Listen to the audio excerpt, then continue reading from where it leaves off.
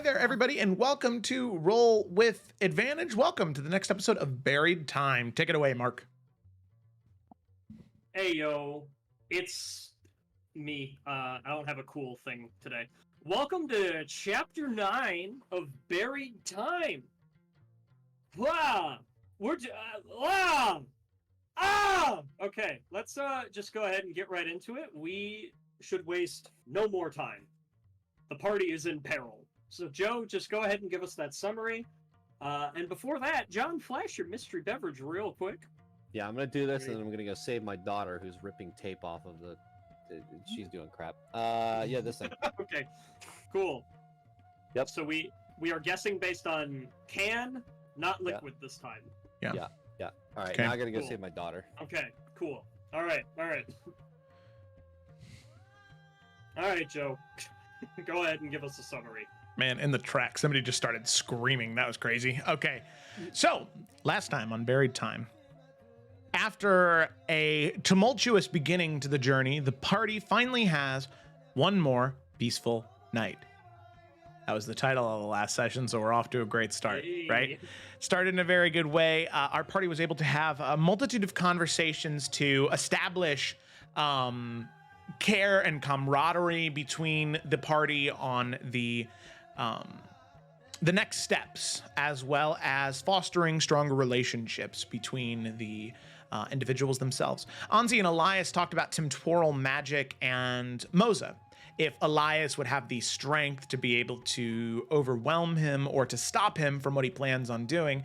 And the conversation left with a question mark because they don't know. They hope.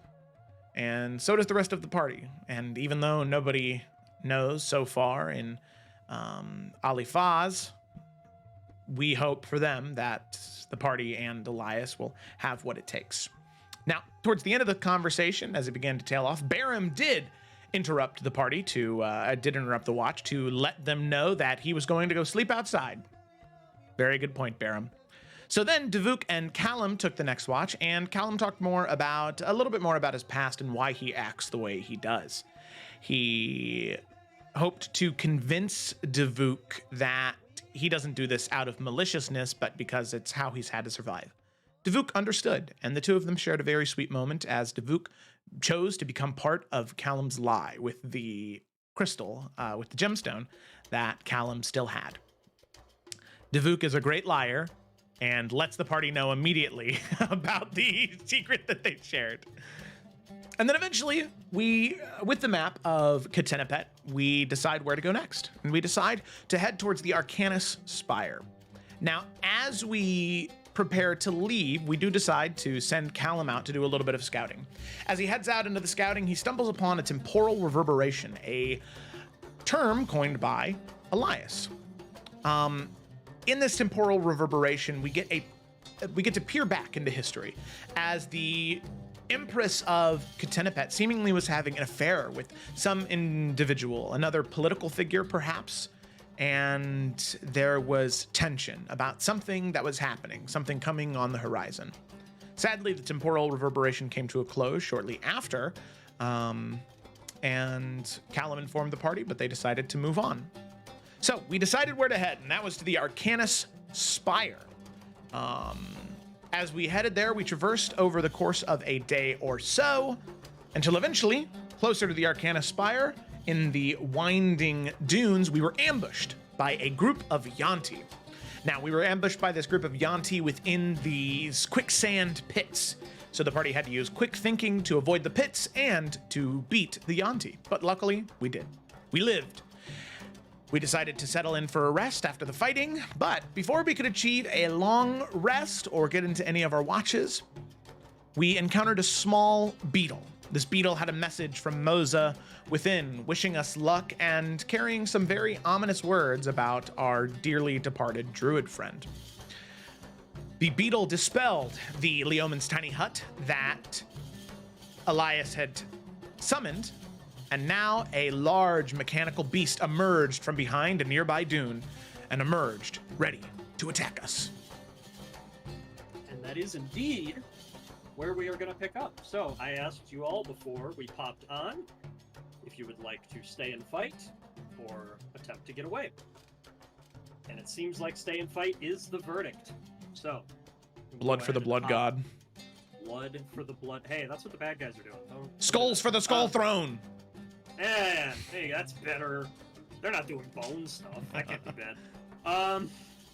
So let's go ahead and get into it. So, right where we left off, this beetle had just shot off some sort of large, powerful, magic disrupting ability that Moza had implanted within it.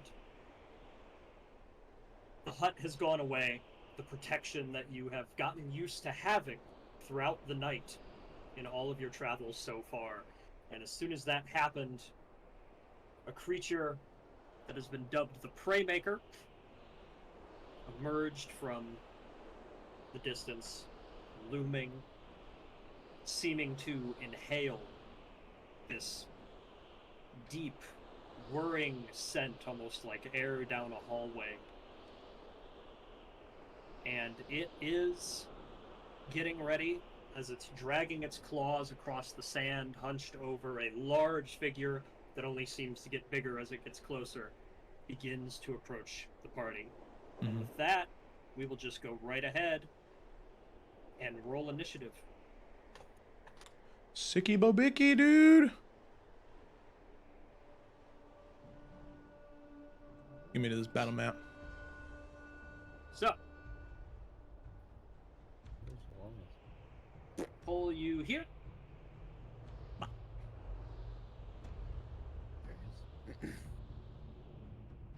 Couldn't find my own freaking Initiative.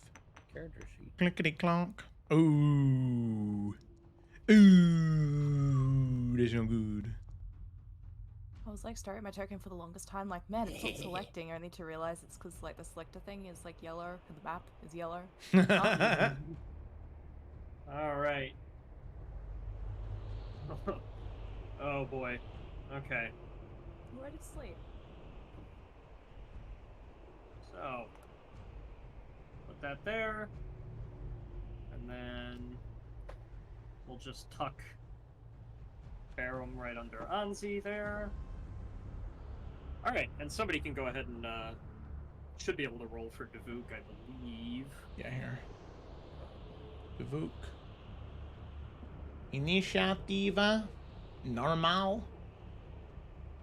Oh, nice. Cool. 7. Alright, so I'm just going to go ahead and share the Prey Maker's art once again, just so we all remember what is looming in the distance, getting ready to approach. There it is. Can everyone see? Yes. Spooky dookie, All right. dude. Indeed.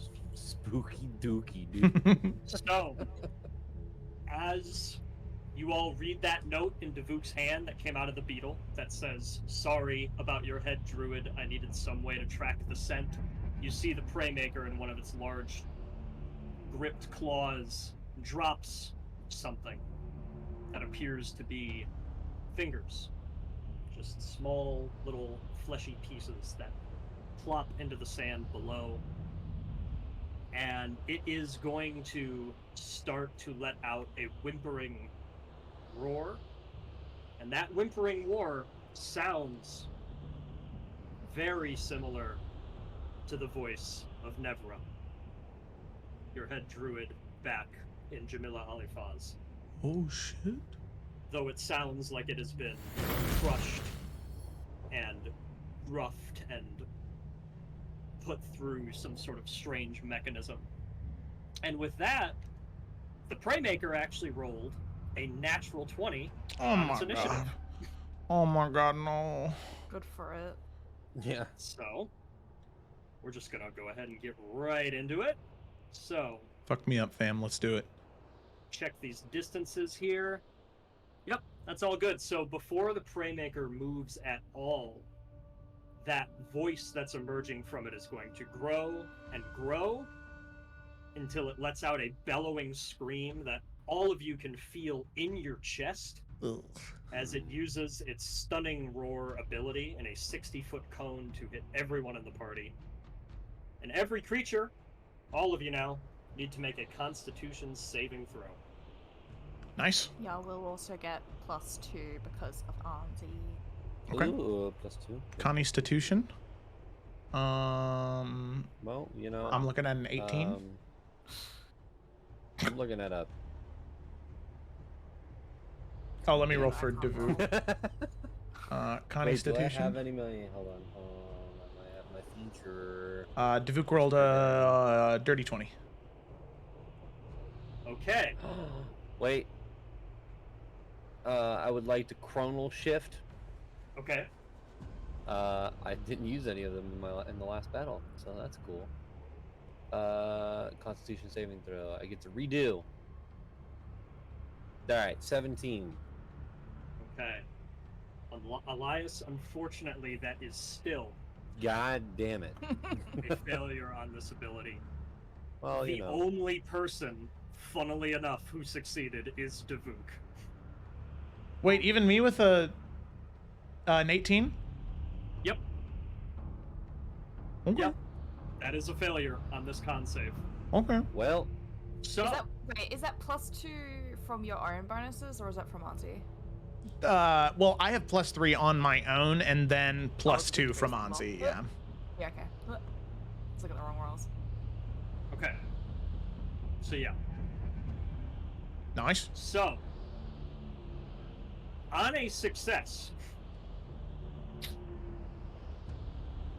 Devuk, from the feeling of the roar rumbling in his chest, is taking 17 thunder damage. Okay. I'll subtract that from his character Okay. sheet. So Devuk 17. Cool. Yep. Okay. Devuk is near death now. Cool. All right. The rest of you are taking the full 34 thunder damage. man, Evan's gonna come back. Callum is near death now? Okay. How much is it? 34 thunder. Fucking hell. Didn't have any absorb This elements, do you? update is nice with the little. You know, Elias is badly injured. Okay. Damn. Okay. And everyone who failed. You also are stunned. Dude, that's so cool. That's So- sicky bo bicky, dude. You drop everything you're holding. You are stunned for 1 minute. The stunned creature can repeat the saving throw at the end of each of its turns. Bruh. So, we'll see this round if anyone recovers. I will drop the stunned condition Oh. in here real quick. Oh, you got Oh, it. yeah. You got it. You got I it. got you, homie. Okay. So yeah, and we will mark the It's a new stunned feature that condition here. says when someone is near death and stuff. It's a setting in that module that I turned on. All right. So, currently Devuk is the only one not stunned. Hey, Evan. Hey, Great there he is, timing. dude. It's Dang. time for your Oh, hero dude. moment. Save the party. That's We're so all near funny. death and stunned, All except right. for you, baby. Well, he is near the death. Steel Predator. Oh, sorry. 1 second, I need to like. I'm moving everyone. Okay, this is just not good. Okay. 15, 20. Yeah. The Steel Predator, that was its action. The Prey Maker, rather. It is a Steel Predator. It's called Prey Maker. You get the gist.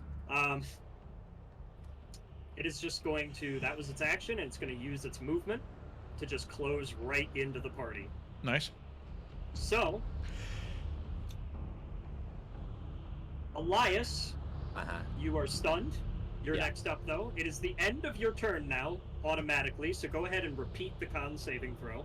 Okay. Yep. Got you. Don't worry about it. I succeed these. Haha! See? Told you. Nice. All right. So your turn is over, but you are no longer stunned. You doubted me. Sweet. Anzi, same deal. Turn is over. Roll another con save. I fucking can't roll. This isn't great for me. All right. So that passes over. Baron passes over. Callum, same deal. 24. There you go. There he is, dude. Let's fucking go, dude. Okay. And Evan, you came here just in time. The Preymaker started combat with a natural 20 on initiative. He immediately used an ability called Stunning Roar, which just stunned everyone in the party except you. You were the only one who succeeded the con save. So, as soon as you're set up and at the combat map, it is your turn. Hello, by the way. How you doing? I've been going like 100 miles per hour, so Understood. so I'm going to use that momentum to save the party. Okay, that's totally You fine. can be I my understand hero, threw baby. you right into the fryer here. So, I'll get all my windows up.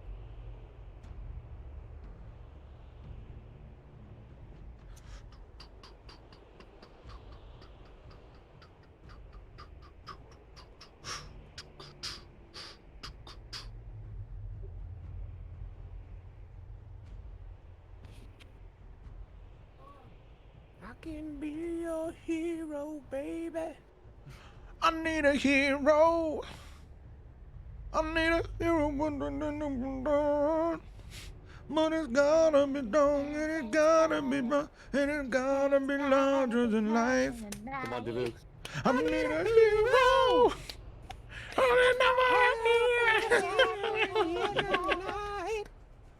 alright. Devuk, here you stand. The Preymaker is right before you now. The voice of Nevra, the head druid of Alifaz, is rattling within it in this mechanical whirring sound as it breathes in raggedly. It is now 5 feet. It's within melee range of the party, 10 feet from you specifically. And it stands very broad and about 8 feet tall. And the metal it is made of seems incredibly solid. It's practically a wall. So, it is your turn. And so And, it's it's already taken a turn in this combat. mhm. All right, I'm useless. Nice. Well, I need sorry a everyone. hero. I'm sorry. think, This camera situation is messed up. But I'm Yeah, looking. no, it's fine. Okay. I think it's good now. Okay, let's look. I think your health also bumped back up to 34 for some reason. I don't know That's not good. what that was, Oh wait, but back up to 34. yeah, Yeah, you should I be think- at 17. Yeah. Oh. Yeah, yeah. I like that it went from green Yeah. to red again. I don't know. I need to take a screenshot of this. I'm sorry. Yeah, I Screenshot love right this. now. I love this new feature. It's really funny. Devuk, hero is here. Devuk is badly injured. Devuk is new death. Okay. Okay. That's All funny. right. Seriously. Let's look. Okay, now seriously. Let's get serious, guys. Your only hope. Okay, so everyone. Okay, so Baron, Anzi Yeah. stunned. Mm-hmm. Okay. Let's look. My camera's in the way. I can't see my game. I'm sorry. This is a screen wreck right now. It's I'm not so fine. confident in our hero anymore, not gonna lie. My camera's in the way.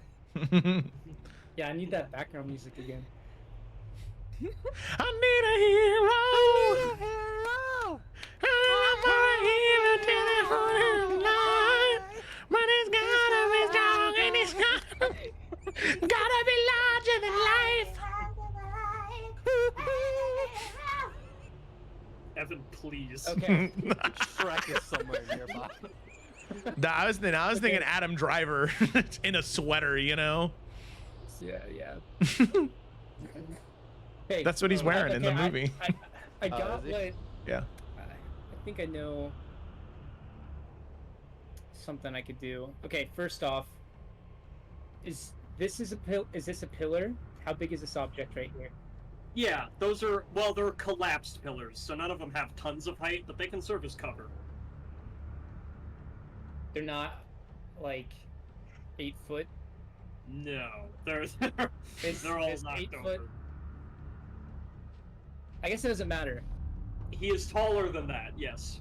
Is he relative? Is it like his waist? Is it like- Probably. Yeah. Okay. All right. So I'm curious. I don't Sure, know yeah. how this is gonna go, but maybe if this could help. Let's go ahead and do it. I'm gonna go ahead and cast a web, Oh. Oh. and it's probably not gonna do much, but it's the only thing that I can think that could help us if it works out. I don't know how to place it. I forget, but How big It is is- this? I'll just make a shape. it's 20 feet, and I don't want it to affect us. I'd So, rather it just affect cube. him as much as Right. possible. A 20-foot cube. Cube. Cube. Cube. It is a cube. So, that's not 20 feet. Hey, there we go. I made a cube. Nice. Yeah, so they're restrained by the webs if they fail a dexterity saving throw. And that's each creature that starts its turn in the webs or that enters them during its turn must make a saving throw, Gotcha. and then it's restrained. That being said, I'm going to try to get some distance away after casting that. Gotcha. And I would like to try and get up here, if possible. Cool. Per last time we fought on this map, you'll need that acrobatics check to get up the slope, Okay, but it is a low DC. let's do it. Get up there. Get up on that. Most of the party stunned, runs away. That's the hero we need. I feel so. It's not the hero we asked for, but it's the hero we need. Well, God. All right. Away from us. Davuk, you fucking like Levi. somersault, cartwheel, See you guys. Superman dive. Just you get up that slope so fast. All right. You fucking make a platform out of your swarm and jump off it. That's sick. All right. And so I guess I'm just checking one more thing. I'm trying to make it count. No, can't do that. You sure? I'm One hero sure. away. Come on.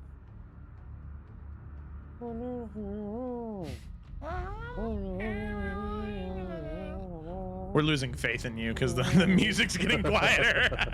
Yeah. No, it's in the background because Yeah. he left us. So Yeah. it's... Yeah. This is all That's just it. like, That's like all I can. "Oh, I'm sorry, everyone. That's like all I can No, do. it's okay. All right. Famio, you're good. All right. The end of round one. Nice. Not much happened, but there was one Already? very decisive attack that definitely set the tone here. Top of round two. Joe, Yeah, roll what's a up? D4 for me. Homie, you got it. Hmm. Public? Hmm. That sounded bad. 3. Yeah. All right. The sandstorm That's right, the shows sandstorm. its face. Yeah. Fuck. The sandstorm shows its face once again. Everybody is at disadvantage with attacks unless within melee range. Oh, okay, all right, Right never now. mind. Yeah, you have enough visibility within 5 feet, just like we did it with the last fight. But the Preymaker presumably cannot see Davuk, nor can Davuk see him right now. And Okay, I that's guess, progress. and I guess Elias, you're safe too. All right. From- So Vision. from vision, yeah, let's specify from vision. So Nice. top of round 2, Praymaker goes again. So immediately, right, Evan, dexterity saving throw. So,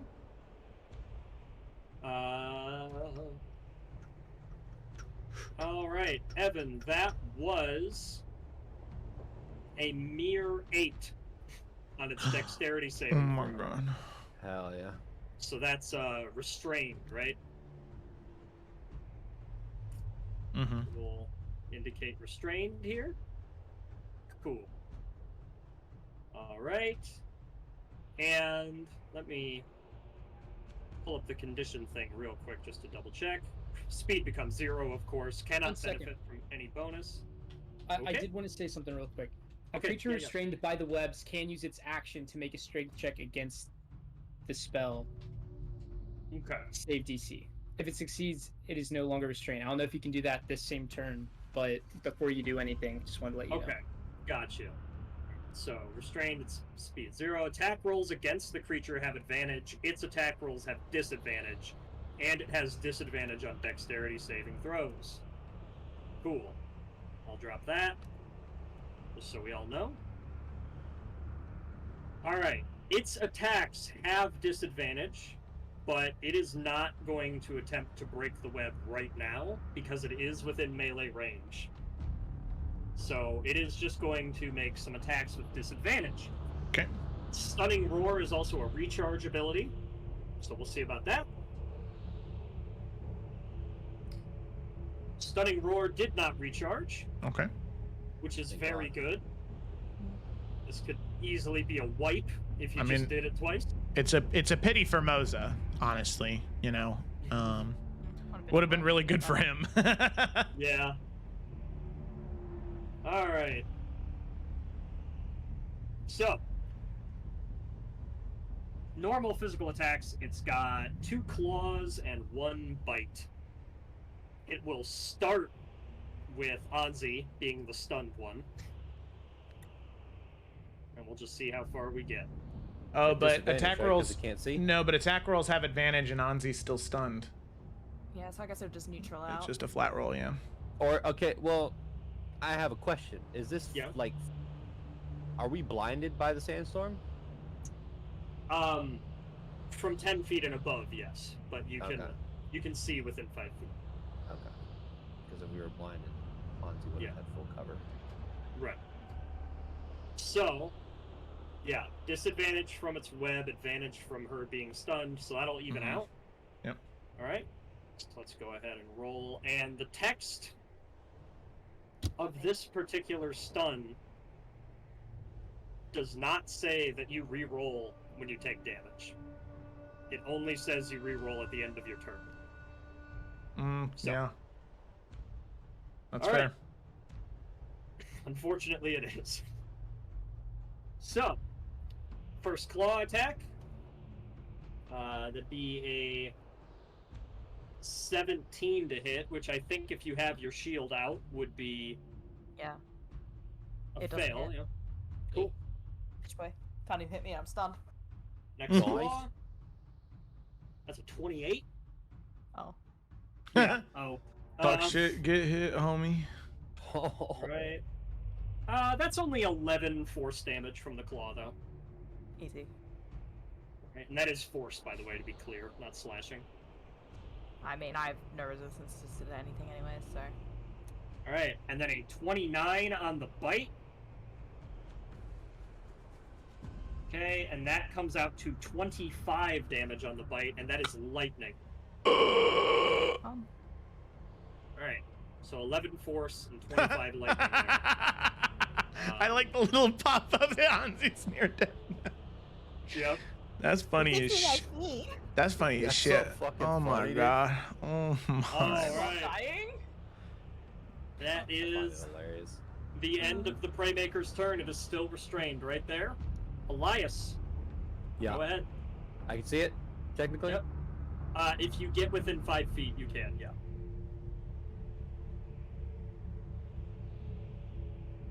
So, here you can climb up that slope, or there you'd be within 5 feet of the border of the totem. What's the slope? Athletics check? Acrobatics.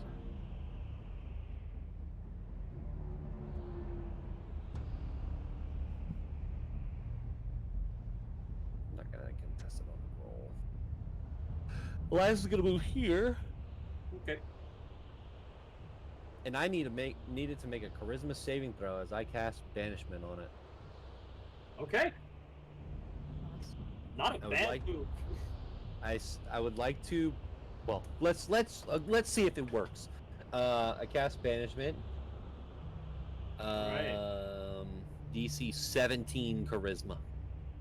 Gotcha. And does it being a construct affect anything in the text? Just figure I would ask. I don't Nope. think so. Okay, cool. No, Alright. it does not. Okay.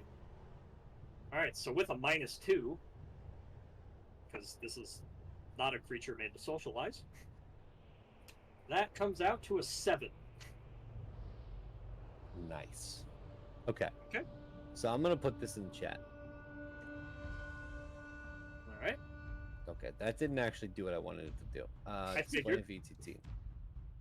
There we go.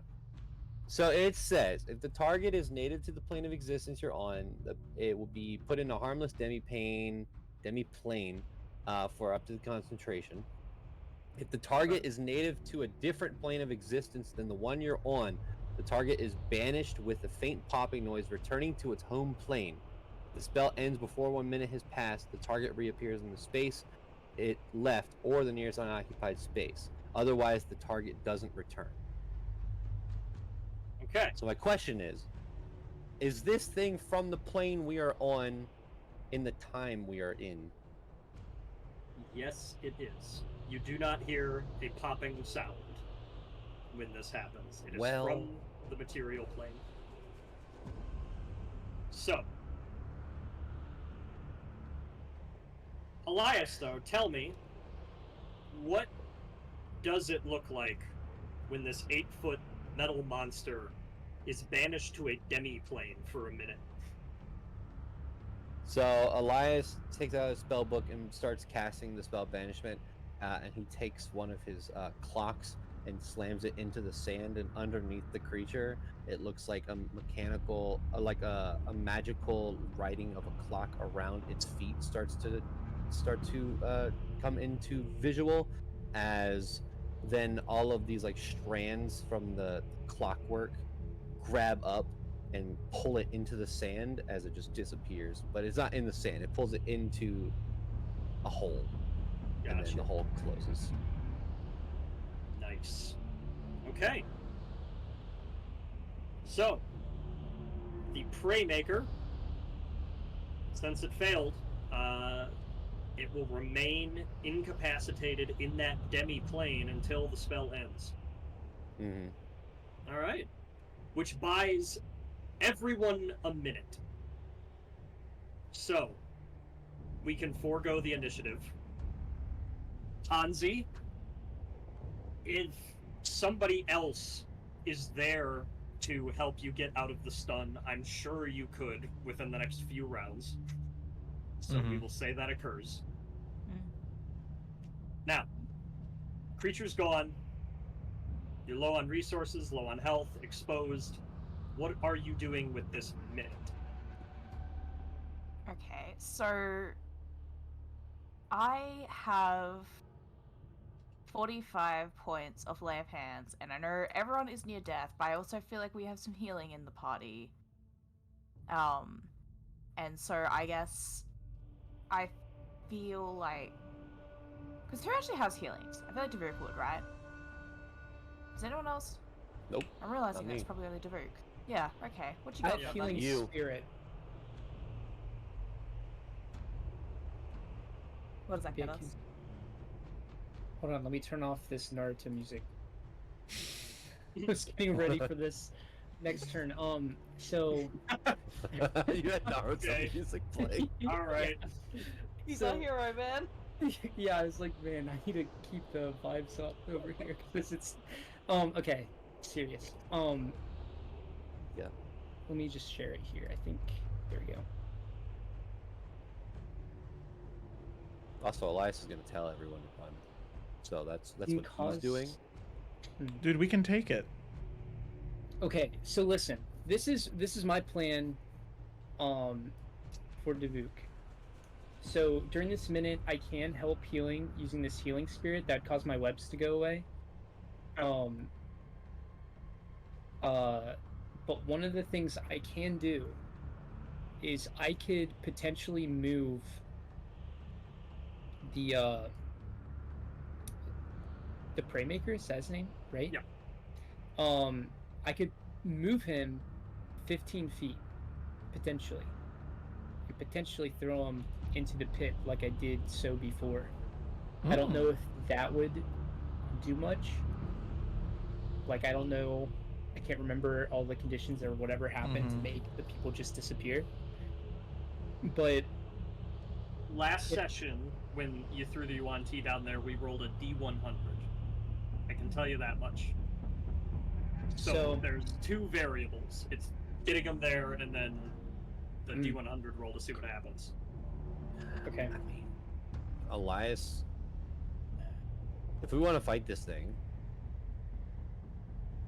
Elias could vortex warp it, or we could all hold actions until it comes back, and then just unload.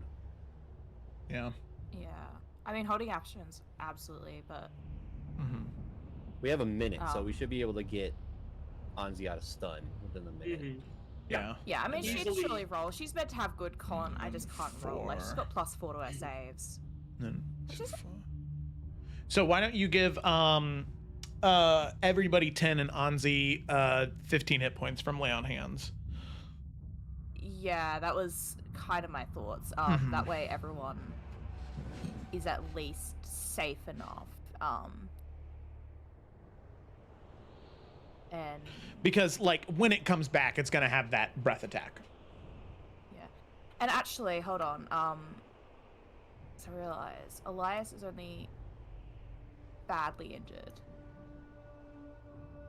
and I know he doesn't have many hit points to start with. But my thinking here is, we know like the Praymaker is gonna reapparate where he previously was. So if y'all can get back, because I know basically everyone has range. I know Callan's a bit more limited with it, but Elias especially has range, and so everyone can get back, right?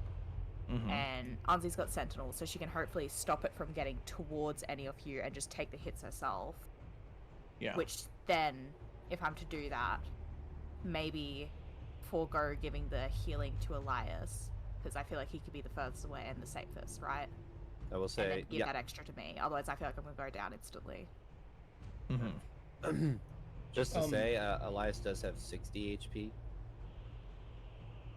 But Elias is gonna run away and probably ready a fireball. Yeah, cool. So So don't get that close. yeah, we'll give Davuk Or and lightning bolt Callum. if you want me to do that instead. I mean, I guess whatever works. Yeah, I mean, lightning bolt would probably It's be. kind of the same here. Yeah, I think Safer. they're both AD6, right? So. Yeah. And it's just one enemy, so. But Yeah. that is his last third level. So I do that. Okay. But yeah, 10 to Davuk, 10 to Callum. Yeah. And I'm gonna keep the rest to myself. Okay. I don't know. Would you all, if we did move, would you want me to like put like spike growth between us and the Praymaker? I think that's a good idea. Yeah, that's then difficult terrain, yeah? It's difficult terrain, and they also take 2d4 piercing damage for every 5 feet they travel. Yeah, Ooh. 6. So if I can't stop it, that can, Yeah. Are we thinking that this thing might have a high constitution? I feel like it would. Probably. It's made of I metal. could try to Tasha's mind whip it. so that it can only move or use an action or whatever on its turn. But I'm gonna lightning bolt it. I think I can also vortex warp it back into your spike growth if it gets out. Now I can move it around as well. Yeah. So that's like the loop there. Yeah, I think I'll do that then. So where we do it, I don't know. But Well, it's gonna come back here. Yeah. Yeah. And one thing with the spike growth too is that they can't see it, even when they're like. So. But I could still plop it.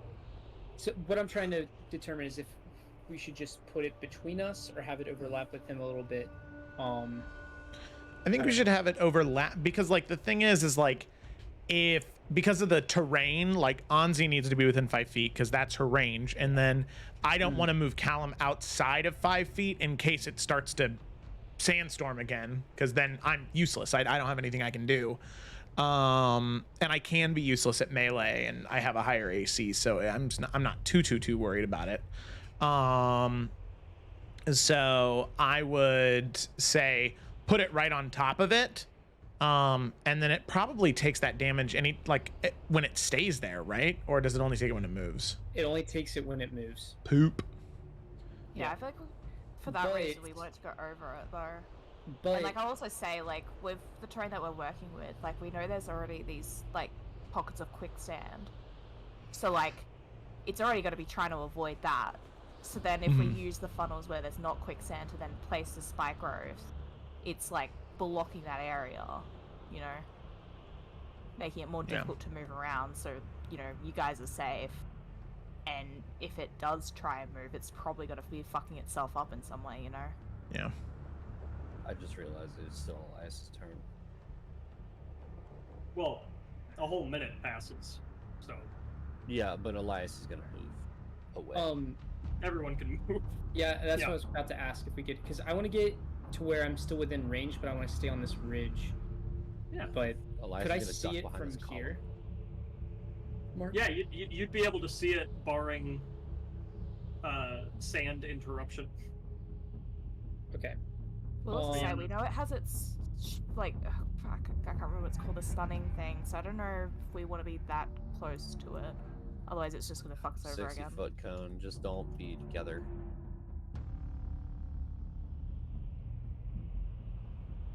Well, in that case, yeah, don't be together. Elias is gonna run up here instead. Gotcha. Okay. So do we want Davuk to put the spike growth down now then? Because I could also wait. I have no problem with it. I think it'll slow it down for sure, and it'll take damage every turn. It's just that Callum and I mean, if it gets, I can either vortex warp them out if it gets hairy, but like having it not be able to, maybe we should wait on spike growth until If we need to we're get some running distance, something. or yeah, Okay. Then I'll wait. yeah, Took save one the back. spell slot at least. everyone ready Yeah. in action to Okay. fire. Yeah, Anzi will also cast magic weapon during this time as well. Okay, go right ahead. Nice. Davuk, would web go away at some point? Web goes away when I Probably. would cast spike growth. Is web concentration? Yeah. Okay. So I'll leave it Is for now there then. is there a mechanic that happens between two concentration spells? The of first them- one ends. The other one drops. Yeah. Okay, that's it. Okay, that's what I figured. Yeah, that's the only thing. Yeah, it's just an automatic failure on the first one you had. Okay, It just but goes away. so web would still be there. Yep. Until I use that. Cool. And then I'm just gonna ready an attack with my crossbow. All right, cool. Barham's here for moral support. Is everybody in the position they would like to be? That's step one. Yeah, I mean, I don't want to Does Cal move. wanna be so close? Yeah, and that's what I said. I want to be in melee range just in case the sandstorm happens again. Can you Because go then I right can't. Here? then I'm in the bodies. web. Oh fuck. Yeah. Damn So web. no, I'll just stay right there. All right, step 1, everyone's in their spot. Step 2, whatever spells you're casting that aren't readied, go right ahead. I heard magic weapon. Yeah, you can just do that like the round of. That's fine. Got our healing off and everything. Step 3, what are the readied actions? Davuk, are you readying anything? Dagger. Yes. Okay. Lightning bolt. Elias is readying a lightning bolt. Davuk, are you readying spike growth? I was going to ready. Should I do that, or should I ready a crossbow shot? You should just ready a crossbow shot. I think, Yeah, 'cause save spike growth for if we need to run away. Okay. Big quick question though. Yeah. With a crossbow expert, it says when you use the attack action, is this the same as a readied action? A ready, Yeah, or is it- you're readying an attack, so whatever it says would still apply. Okay. All right. Yeah, then 'Cause- I'm doing yeah. that. Okay. Cool. So, Davuk readying a crossbow attack, Elias readying a lightning bolt, Callum readying dagger sneak attack. Anzi, I assume you're readying an attack as well. Yeah, slashy slash smite. All right. Barum will ready his moral support. Okay. So, I think we're all set. All right. Elias, Yes. roll a d4 for me.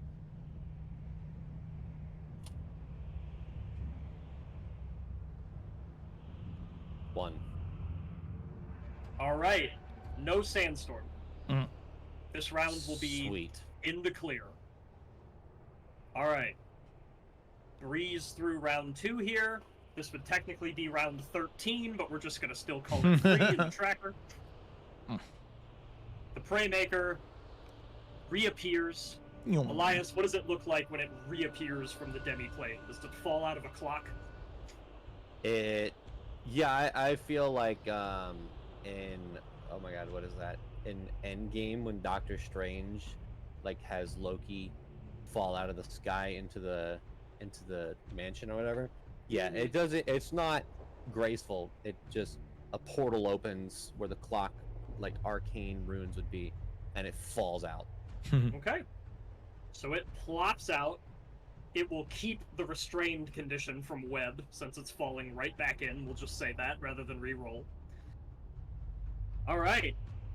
And everybody can go ahead with their readied actions first. And you coordinated so you can go in whatever order you would like. What were you going to say, though? Does it fail dex saving throws in the web? I believe as part of the restrained condition, it has disadvantage on Disadvantage, dex yep. saving throws. So it's Auto-fail? disadvantage. This is some bullshit. All right, yep. I know, right? However, the Praymaker also has advantage on saving throws against magical effects. So, this will be a straight roll. So, Elias, do you want to go first with Lightning Bolt? Yeah, Oh. thought I rolled my. Oh, there it is. Yeah. Got. It needs to make a dex save. And if it fails, it will take 39 points of lightning damage. Okay. Some good rolls. Well, with a Yeah. straight roll, we got 5 plus 3 for 8, so that is a fail. So, we've got that full 39. Elias, you're learning something new again. Oh, great. John, I want you to roll any die in the game. I don't care what it is, but you need to call, before you roll it, evens or odds.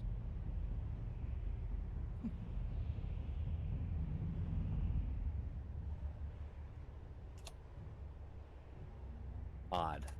Odd. Okay. Oop. Odd will be in Fucking your go. favor. Okay. So you see, you shoot it with the lightning bolt. And the lightning from its bite attack crackles in its teeth and starts shooting around as you shoot it. And you see a moment where it tries to harness the electricity you shot at it. But through pure chance, this has nothing to do with how well you shot the lightning bolt or how well the Praymaker is adapting to it. Just the chaos of the electrical energy itself. He cannot grab onto it. Uneven, he would have taken half damage, but since it went your way, he is taking double. So, Oh my god. as the electricity bounces around him, he is instead taking 78 damage. Ooh. Oh, Hell yeah, dude. Oh, he's injured now. That's awesome. injured. Okay, Great. there was a readied thing. Next readied thing. I rolled my attack. It was a 14. A 14 is not enough to hit. That's okay. It will deflect right off the metal Ding. like it is a Wait. prison wall.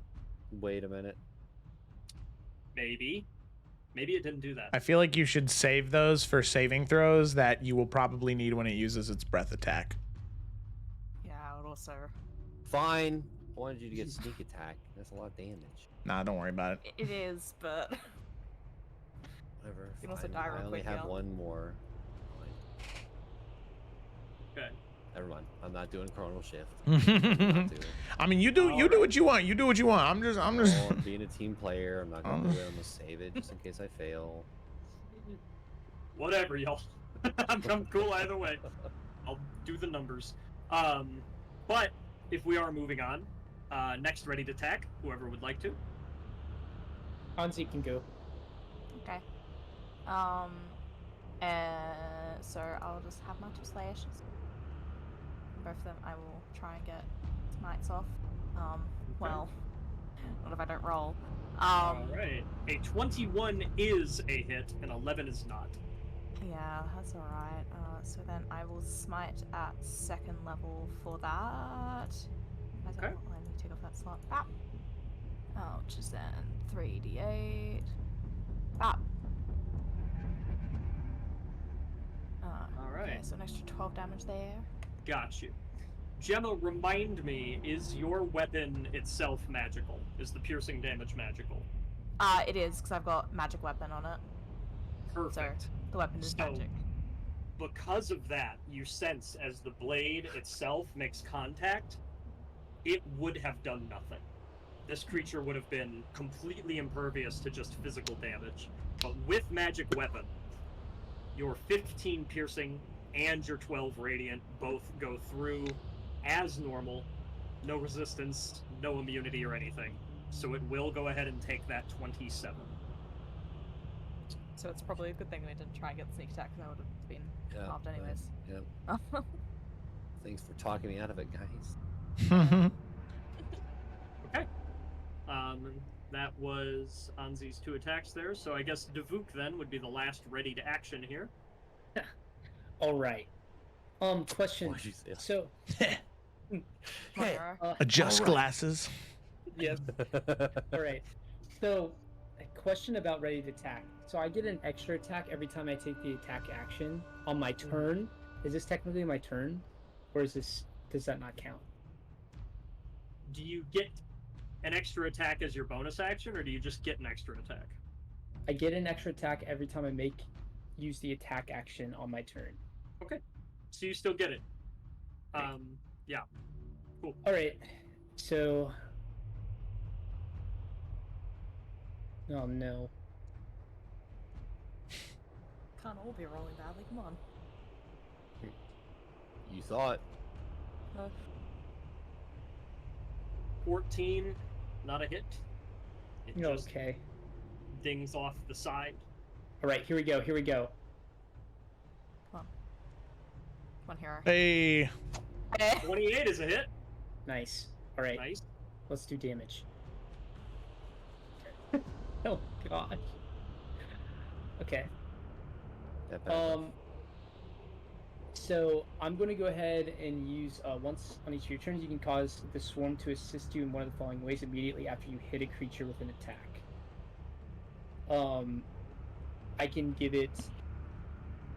I can have it take an extra 1d6 after I've hit them with an attack. Okay. So, now I will ask you: is the crossbow magical damage at all? Just the It's actual piercing. bullet, though. Right. then the swarm ability. I know it is additional piercing, but I think the swarm would count as a magical effect. So that should go through.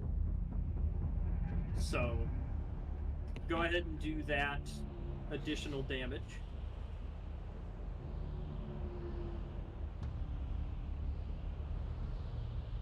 I realize it doesn't roll until I switch over.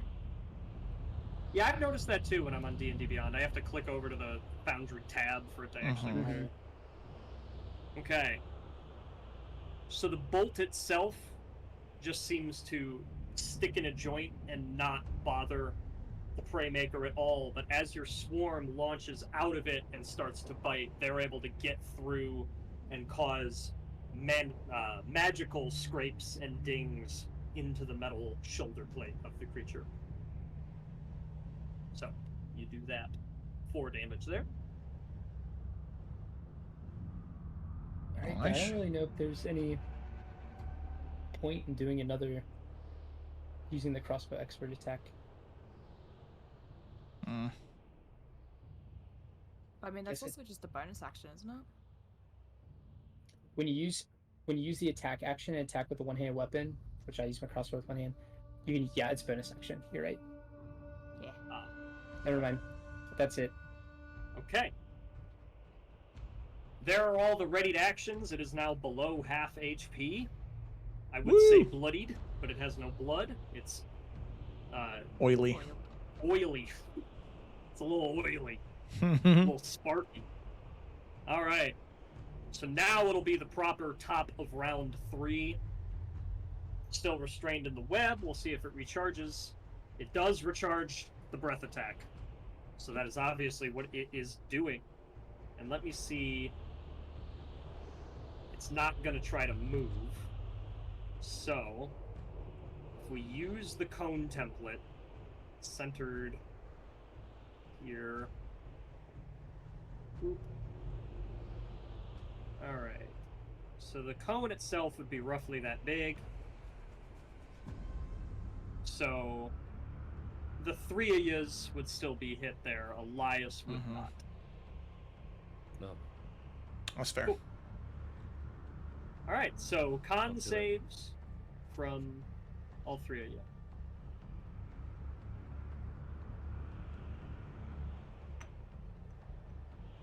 Ooh. Oh my. Wait, what was the DC last time? Oh, fuck. Pretty high. It's gonna An say plus 18 2, failed. but I don't think it's really gonna matter here. Well,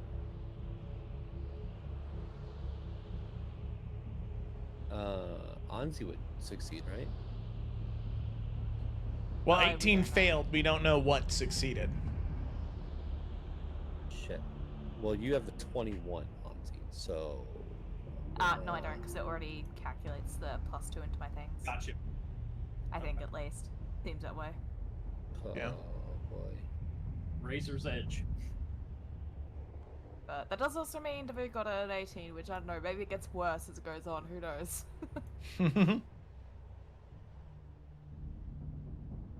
Okay. I'm sorry, I'm gonna use my last chrono shift Okay. on... I mean, Callum rolled the lowest, so Callum. All right. Cool. Callum, give it another go. Low again. All right. See that? 11. It's better! Hey, Luke. it's better. It's 3 All right. better. Anzi, you did succeed. A 19 Hey. is the DC. So, Anzi, you are only taking 17 thunder damage, Cute. and you are not stunned. I somehow rolled the same exact damage. Callum and Davuk, you are both taking 34 thunder damage and will be stunned. All right, I'm unconscious. Unless you're incapacitated. Yeah. Okay. Callum It's and okay. Davuk, both unconscious. I couldn't have done any damage anyway because none of my attacks are magical. Wait, Davuk is unconscious too? Yeah. My You're my fallen. my abilities are the same thing. Not. any magic damage. Unless I absorbed it and used it with my sword, but of course.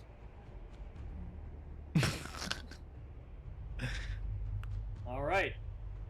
And Nobody it used likes. its action there. It is restrained, so that's it for the Preymaker. It is still right there, and the initiative will go to Elias.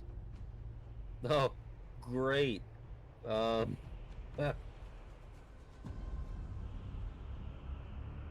Let me see something. Two of those.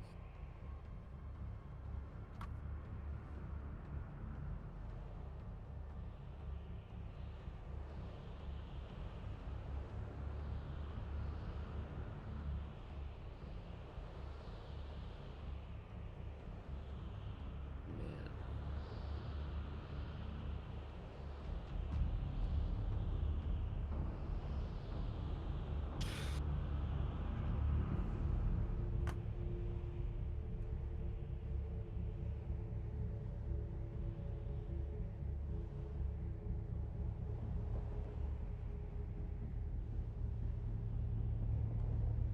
Sorry. I'm going to. Does Anzi have any more healing? No? She is absolutely dry. Oh no. Oh no. The worst thing I've got in support right now is Sanctuary, which I guess could kind of help a little, but And Davuk was the only other person with healing. So funny. Well, I guess that's your it's medicine. Mine's I guess Just it's- remembered, too, just for clarity here, Webb would lose concentration as well. Oh, yeah. So the I mean, Preymaker's look, not going I to move, think it's but... I think it's time for me to step in the middle of this and just fireball the ground, you know?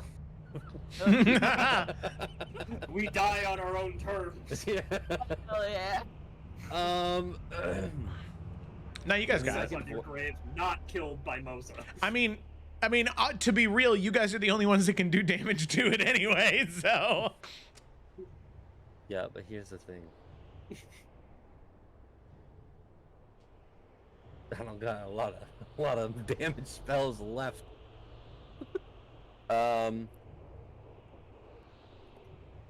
Man. Elias needs to start traveling through the multiverse for another time where we all survive. Better get started now. Who's up next? Lonzy. Yeah, it's you two, and then it's both of the unconscious people at the bottom of the initiative.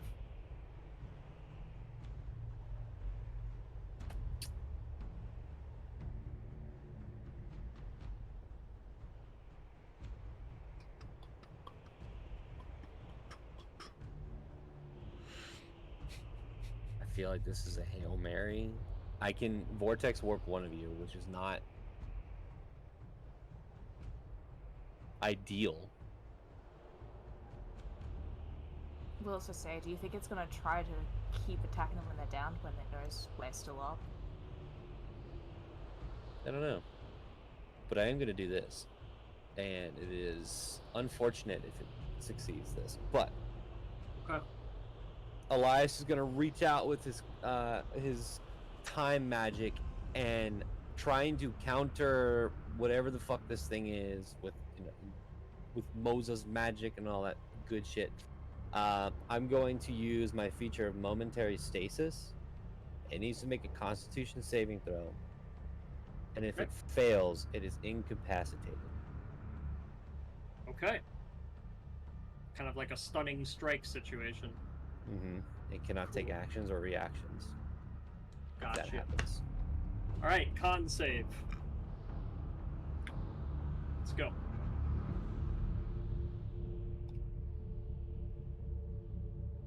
John, remind me of your DC. 17. That was a 16. Okay, so this creature stops in time, Okay. not moving, incapacitated. It says is encased in a field of magical energy until the end of my next turn, or until it takes damage. While encased in this way, the creature is incapacitated and has a speed of 0. So quite literally, this thing is frozen in time. Gotcha. Okay. And then, oh my god, can I do anything for a bonus action? That would be no. 30 feet of movement. I'm gonna slide down 5, 10, 15. Okay. And I'm gonna drag Callum back 2 squares. All right. Forced movement, so even if there would have been opportunity attacks, he'd be safe, but there isn't. Cool. Okay. Does that conclude Elias's turn? Mm-hmm. Gotcha. All right, Anzi. This thing is frozen in time. You can either... I see 2 pretty clear choices here. I'm curious which one we're gonna do. What would you Okay. like to do? Well, I was just asking in chat, but how big is this creature? Is it considered large? Yes. Cool. So that's good for me. Okay, I'm gonna do this fast though.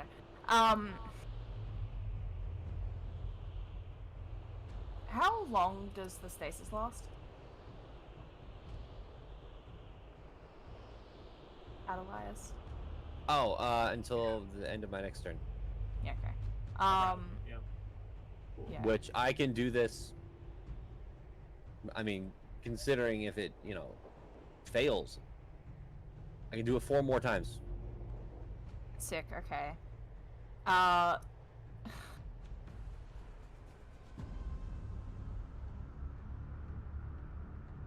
Really a dumb idea of just pushing it back for the 4 more times into the sand pit.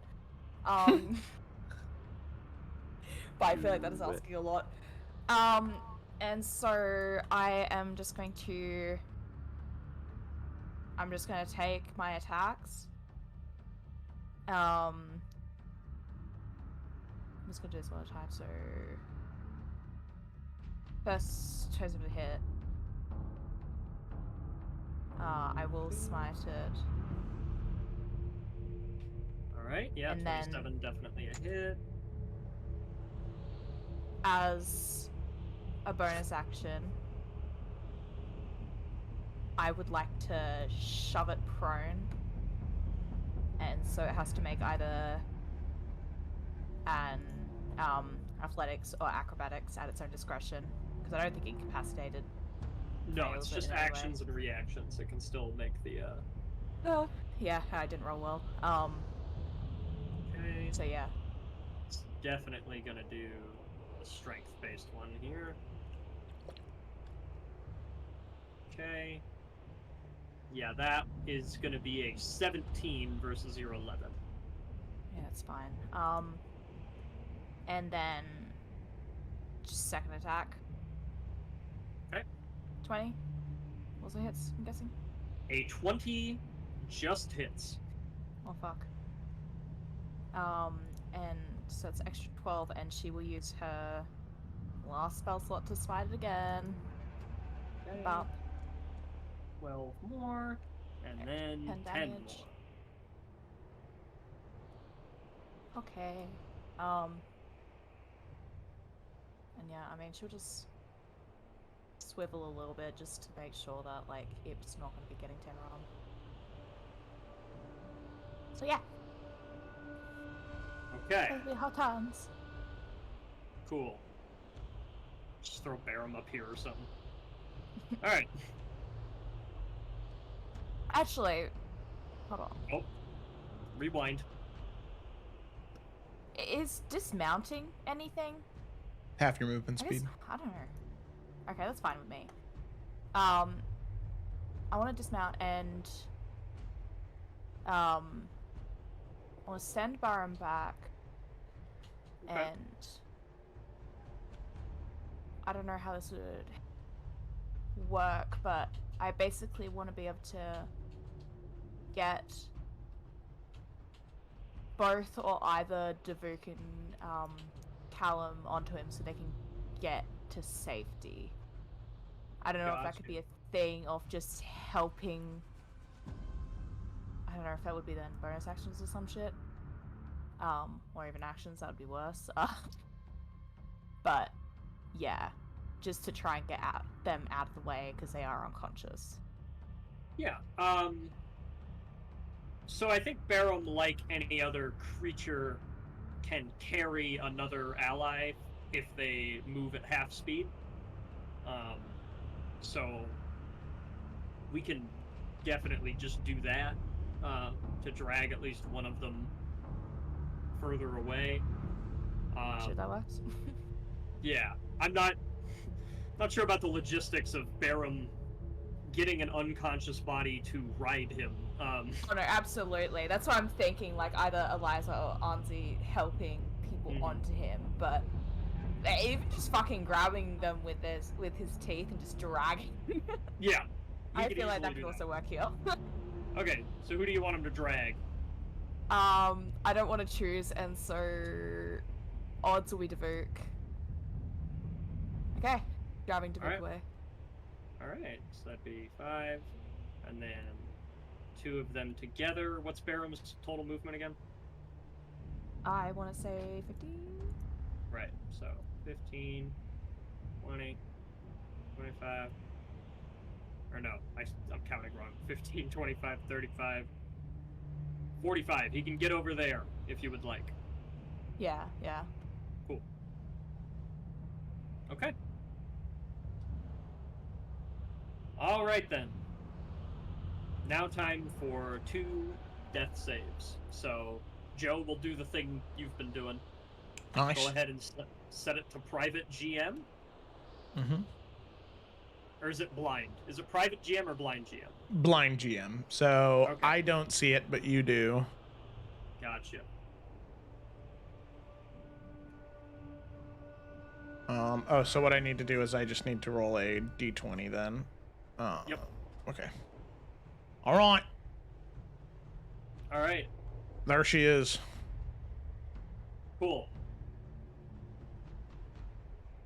And if no one saw that but me, then all is well. Alright. And then Davuk, I'm gonna ask you the same thing. Where it says public roll, just click it and move it to blind GM roll so that only I will see it. And then just go ahead and roll a normal d20.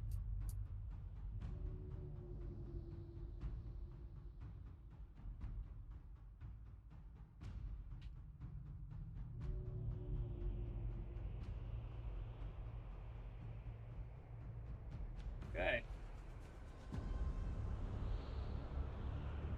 Alright, both of those results have been marked down.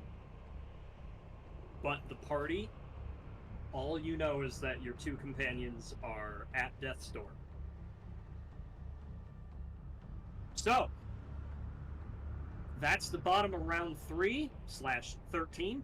That's gonna bring us up to the top. You know what? Evan this time, go ahead and roll a d4. See what the storm is doing.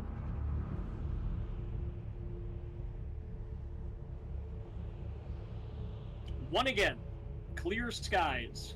Woohoo. No range God. impediments. Okay, cool. The Preymaker is unable to do actions or reactions, correct? Or move. Or move. Cool. Alright. So, Elias, it's just your turn then. I think the only thing is I'll see if he recharges the breath. And he did not. So, it's your go.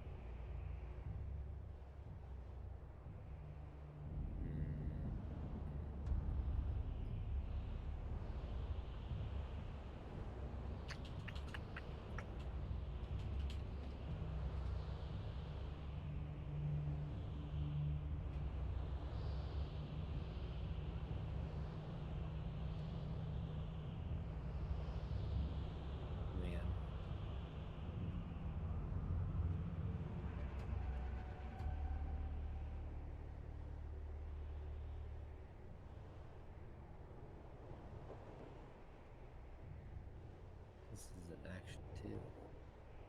Well, shit.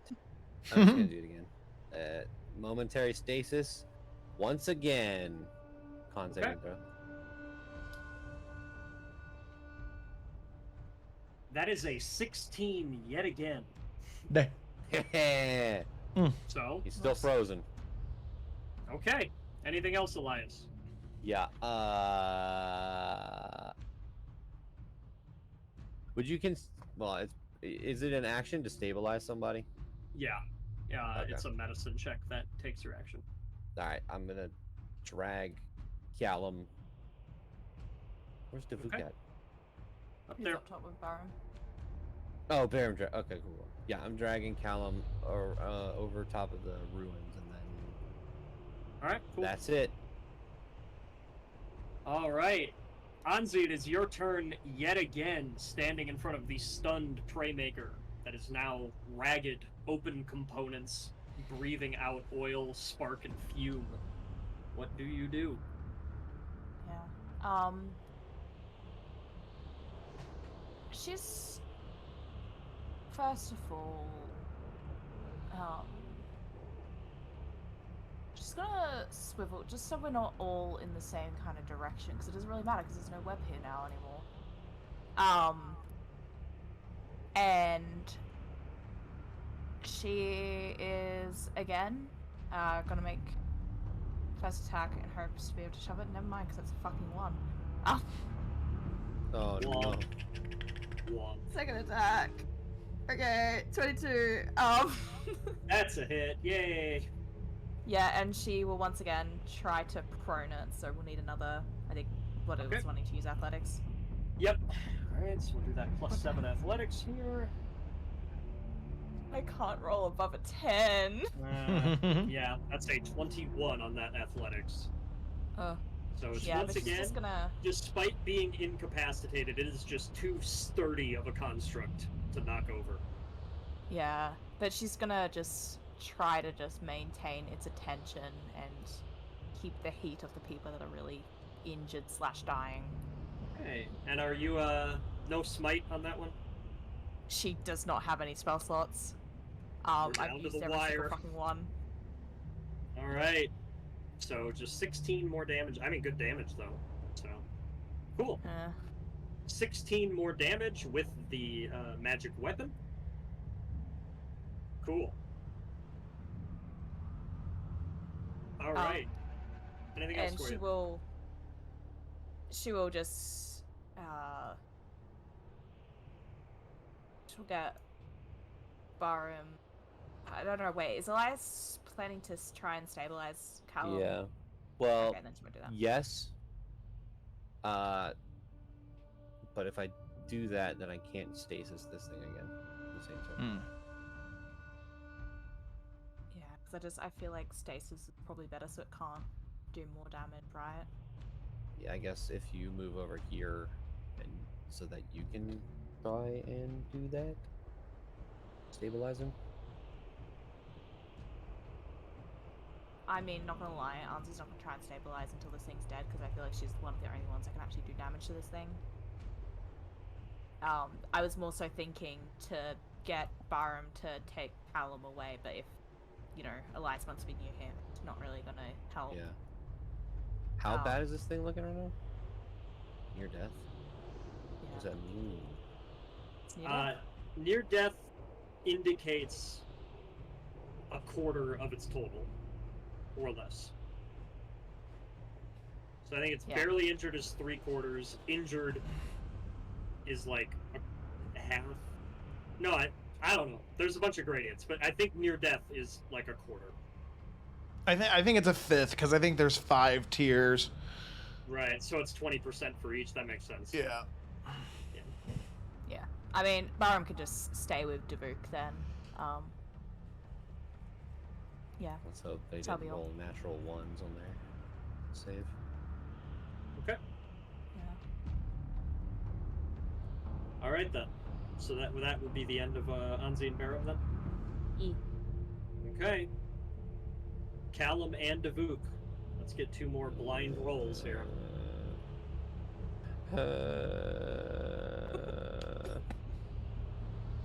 Don't die, guys. Yeah. I submitted Say no mine. Yep, I got them both. All right.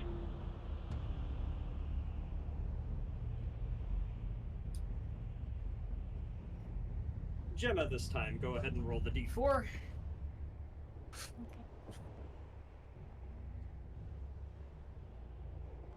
What does that one mean?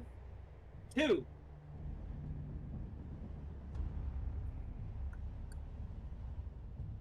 All right. Anybody who is currently standing, which is only Elias, Anzi, and the Praymaker. Yeah. Let's go ahead and make a strength saving throw real quick. Okay, yep. No problem for Elias. He's Oh, yeah. super strong. Yeah. That's Yeah, he there he is. Hey, there you go. Told you. You Okay. guys doubted me. Never You- doubted you. You're our new hero. Have another small stroke of luck in this very dire situation. Mhm. Both of you succeeded as there is a sudden strong gust of wind that is overwhelming. You managed to keep your composure. The Praymaker actually surprisingly failed with his +7 in strength. He Yeah, he still did. failed. That means that he was knocked prone and moved 5 feet. That's like 5 Mostly foot left. knocked prone is the important part, but yeah. Okay. Once again, the Praymaker is still incapacitated. So that'll just bring us right to Elias. Okay. So. Jesus Christ. I got a stasis. Again. It needs to make a con save. Okay. If it fails, I will be happy. I understand. I think that makes sense. The second the Praymaker has a turn again, Let's just not let that happen. 2 + 6 for 8. Another failure Stay there, bitch. from the Praymaker.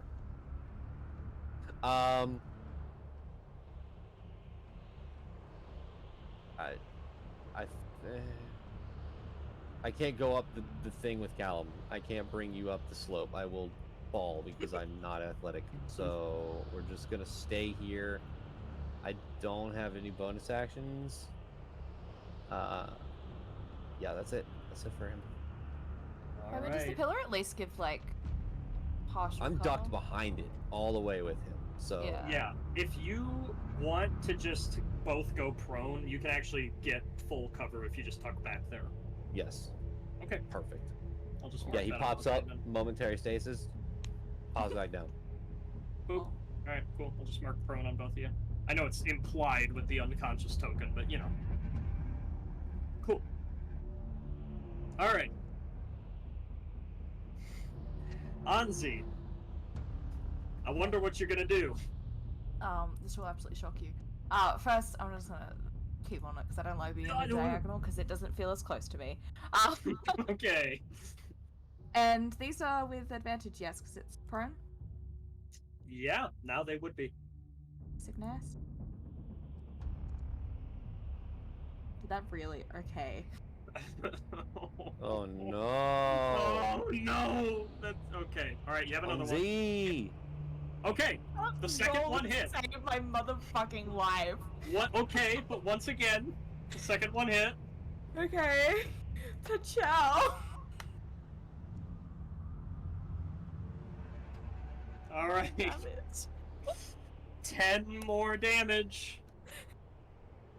I will whittle this thing down How, if it's the last thing how low is this thing looking? I... On a scale of 1 to 8, 1. it's a 1. Hell yeah.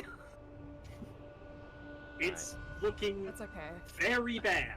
I know what Elias okay. is doing on his next turn. Oh shit, really? Okay. Okay. Are you or Barum doing anything else? That's all. Okay.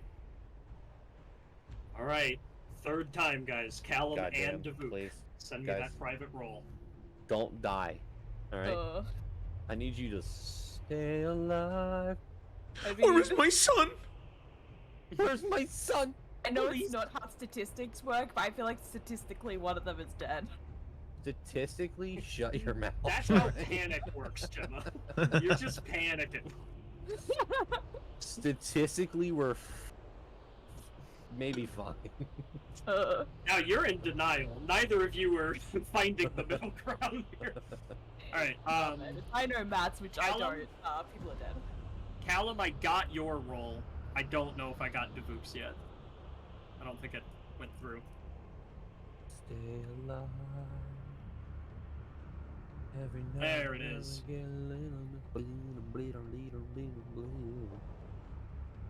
Okay. Stay alive. Oh my god. Round Yep. 16? The Vuk is dead. This is fucking crazy, guys. I mean, I've never had a fight go on, like, real 16 time, rounds? I've had Yeah. fights go on longer. But 16 rounds? Hell yeah, dude. Woo! I don't know what you're talking about. Alright. Top of the round. Elias. I haven't rolled the d4 yet. I'll do it. Okay. If you roll a 4 mark, I'm actually gonna rage quit. What do you think a 4 does? The 4 is the sandstorm. 3 is blinded, 4 is blinded with bludgeoning damage. So yeah, Guess I it's did not worse. roll a 4. That would be You rolled very a bad, 3? but I did roll a 3. So That's okay. Wait, is it okay? blinded down to No, it's 5 not feet. okay. So You Anzi and the Praymaker not still okay. see each other perfectly fine.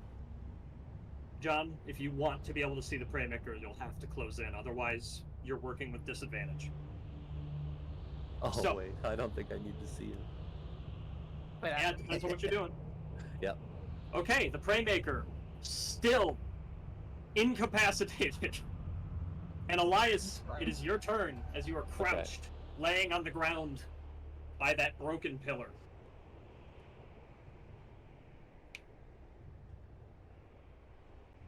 Just crack my knuckles before I roll this. Mm-hmm. At second level, Elias is Okay. gonna cast Magic Missile. Okay. It states I create 4 darts because it's second level. Yeah. Each dart hits a creature of your. Oh shit! I didn't read the last part. Fine. He's running up. He's gonna cast That's what I Magic thought. Missile point blank. Alright, so 15 feet to get up, the rest of your movement to get right there. Oh. Boom. Point blank magic missile. Yeah. Yeah. Hell yeah, dude. So it's 4d4 plus 4. 4. Yep, 44 plus 4.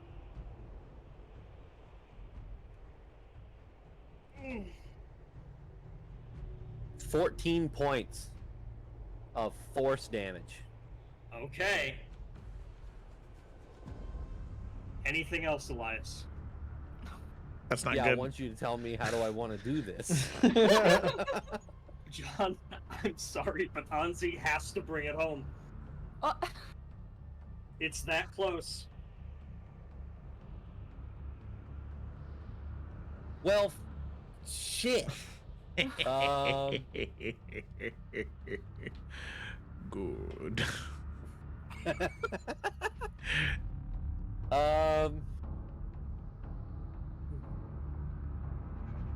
the only bonus I have is 2-weapon fighting, so. Yeah. Wait a second.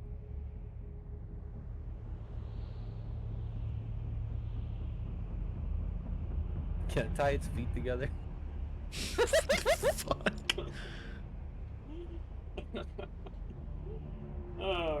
Should... Am I answering? Free object interaction? Tie its feet together? I don't know. tie its jaw together? Like, I'm a pretty frog, sure you know, playing where it's like up taped around enemies the jaw that than it can't bite actually- you? No, you're just gonna run back and dive behind the ruins again. Oh, wait, I can't. You're How's out the of rest of my movement? Shit. Well, Oh. Elias is just gonna look at this thing. That's it. That's Elias' turn. Goodbye. Okay. Anzi, it's your go. This thing is no longer incapacitated, but it is prone, it is near death, it is convulsing on the floor. Anzi, See, it's prone. even with all that, Advantage, right? I know my rolls. No, it's so first of advantage. all- You got this for sure. I know. Did you see that first time? I want to get here, and then I want to move Elias backwards, You're gonna move Okay. it, dude. and out of range of the Ooh. thing. Okay. So I kind of like, you know.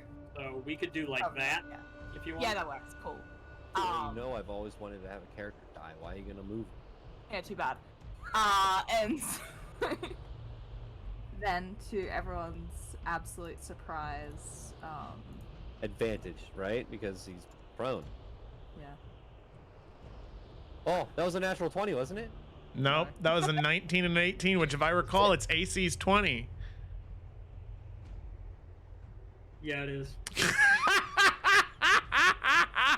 Actually screaming. But if it gets up, if it.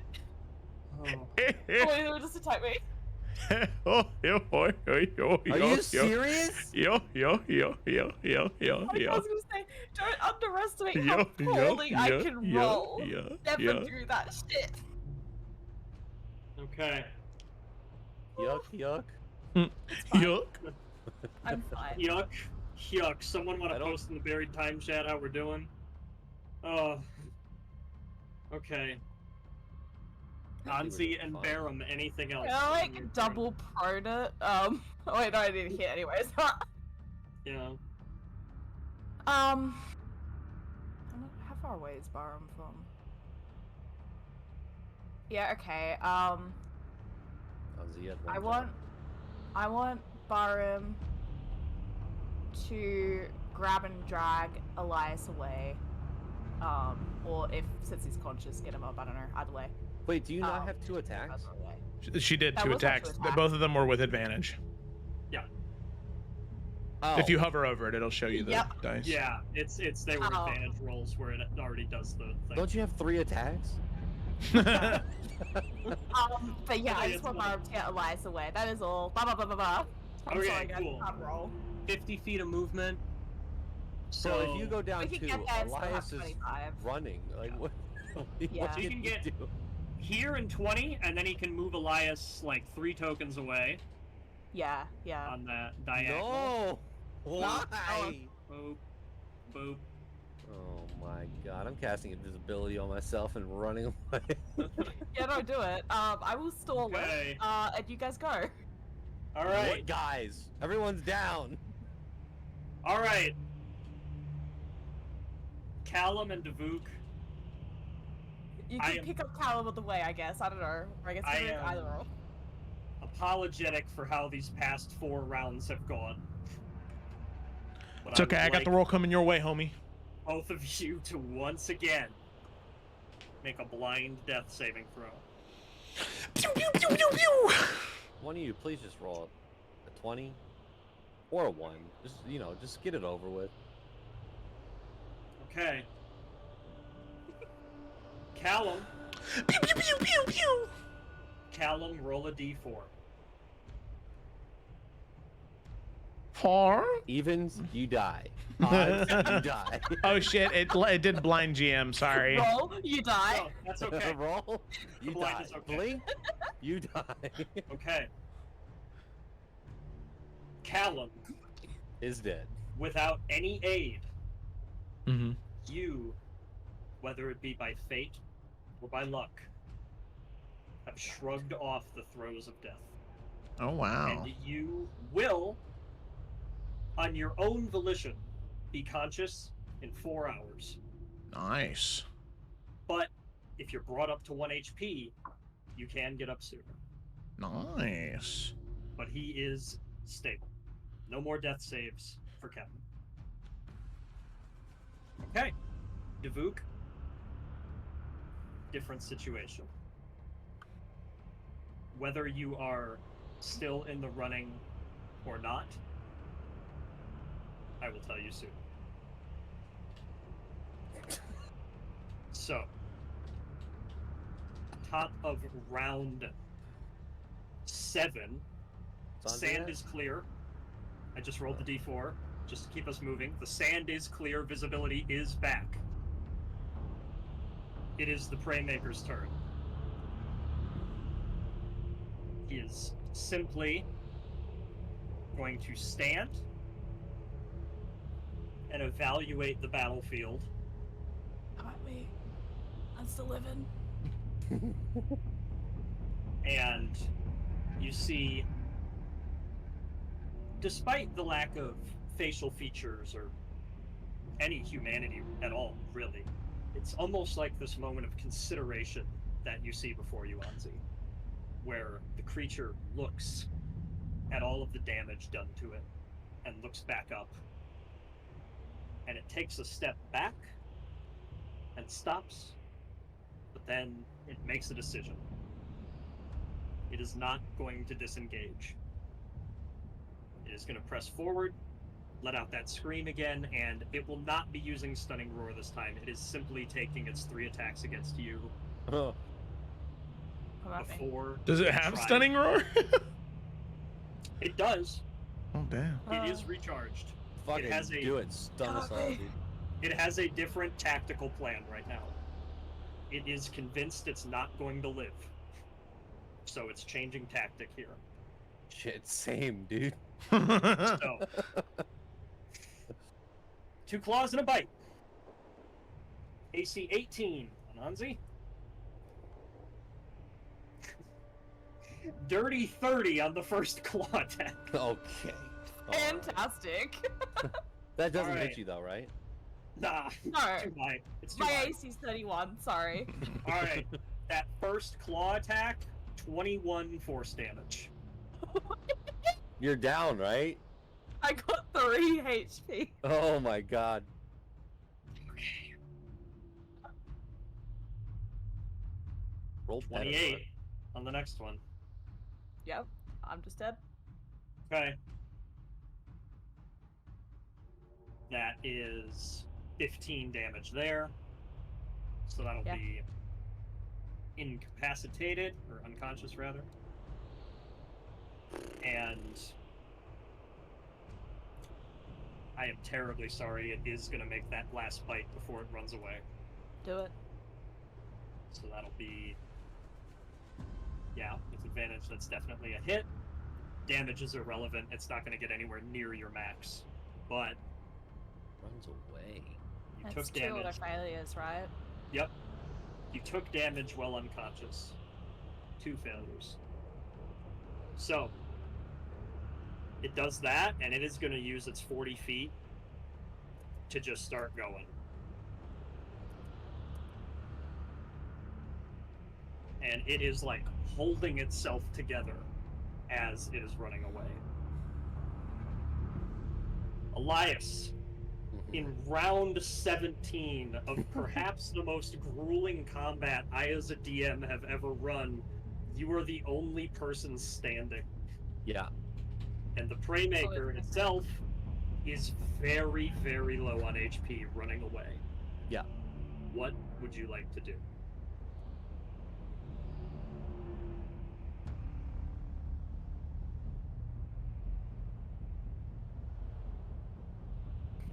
Run. Just go. Leave while you still Hell can. no. Solo the campaign, you can do it.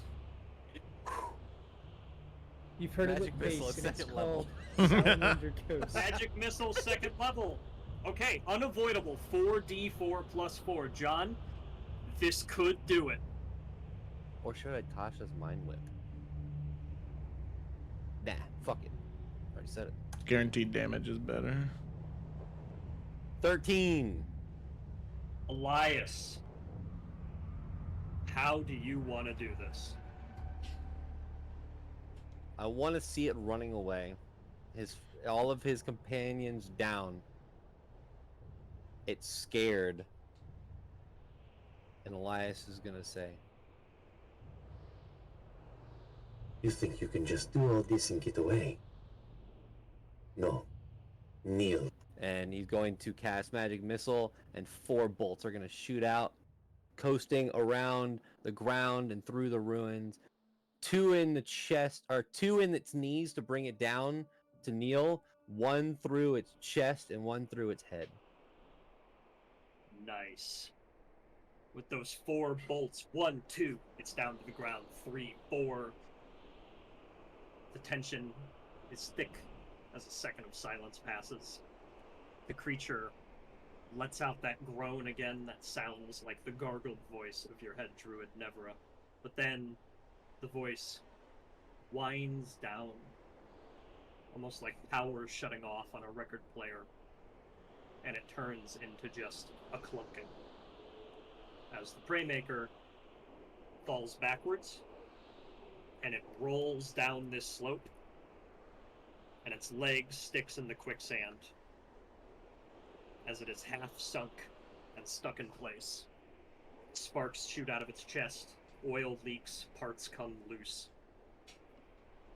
It's done. Now, I would like to ask a question. Yes. I don't think that's exactly how this thing works. Hold on.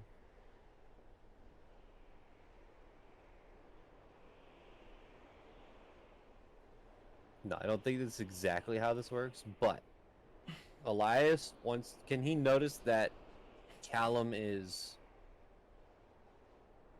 breathing? Callum is breathing. Yeah.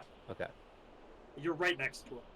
You Can see- he look over at Davuk and Anzi and cast momentary stasis on both of them to stop them from having to make more saves and just catch them in time?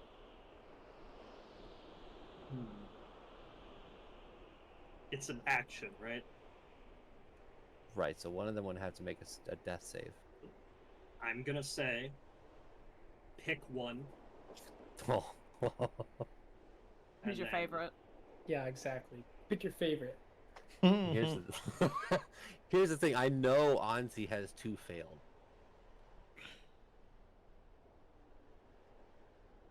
Don't know what Davuk has. Jim's been rolling Just real ask yourself shit. this: do you think Davuk is I'm a gonna- failure? He's our hero. I'm gonna He do this. doesn't I'm gonna fail. do this. I'm not gonna pick. I'm gonna roll a dice. Coward. Yeah. All right, cool. That's fair. Odd is Davuk. Even is Anzi. Right. Okay. I was like the hero. So the first cast of Chronal Shift, or Momentary Stasis, goes on Davuk. Okay. Which means Actually, fuck, I should have asked. Does it look like Davuk is dead? I would say it's okay that you didn't, because Callum is right next to you, the others are not. So you'd have to spend time investigating Okay. anyway. If you wanted this to be a snap decision, you gotta Okay, just yep. Yep. First Okay. Chronal Momentary Stasis goes on Davuk. Which freeze him in time. means, Anzi, I need a blind GM roll, just a straight D20. Chew. I'm Chew. already blind and I'm still covering my eyes. I can't. Okay.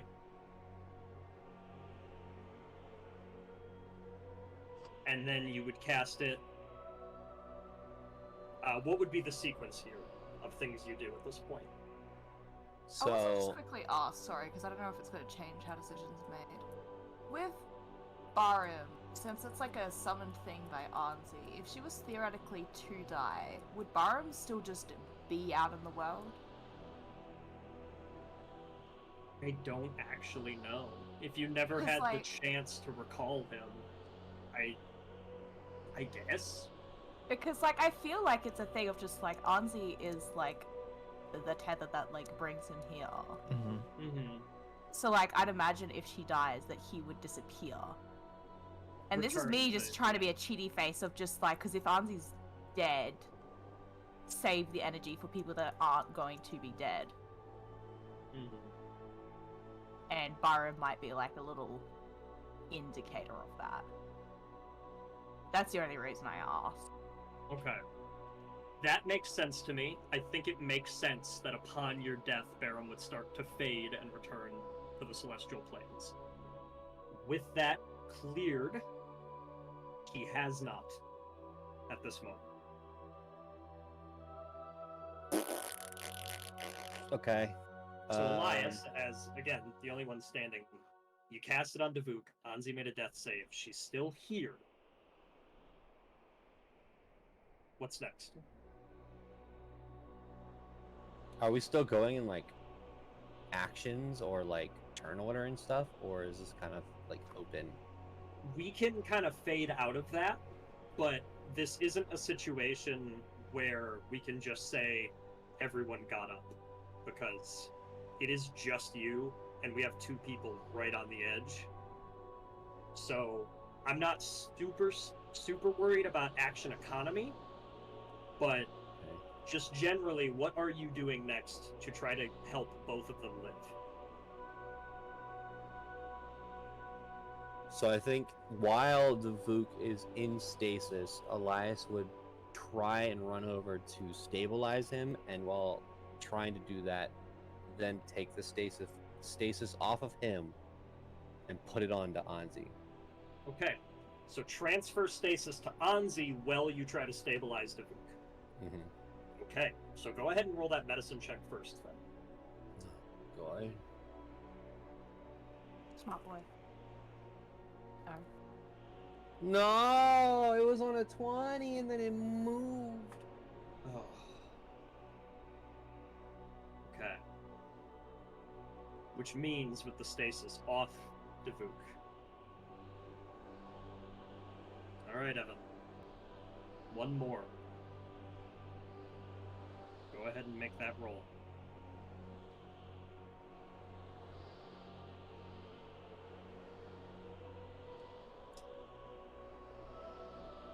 Elias? Yeah. It doesn't look good. You sense a ragged breath under your palm as you're trying to stabilize Davuk, figure out where to put pressure, stop any bleeding, help him out in any way. And that breathing comes to a rattle. Just a slow, shallow, bated breath.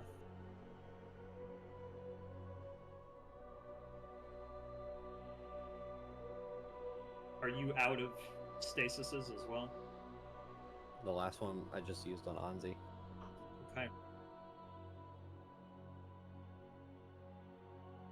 So, Elias, you stand there, not sure if Davuk just slipped out from under you.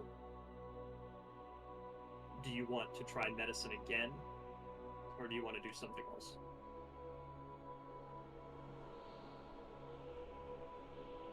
Anzi's still in stasis. Well, Yeah, she would be for this action. Well, she'll be leaving it. She'll have to make a death save too. Mark, what is the swarm doing right now? They would be starting to gather around your face and beard. Kind of all en masse. The beard and the chest. It seems like they're almost trying to do the same thing that Elias is doing.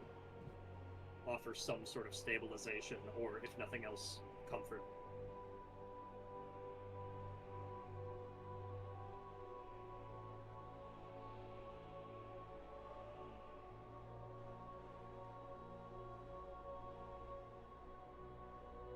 I mean, it doesn't. It looks like he's near death or he is dead.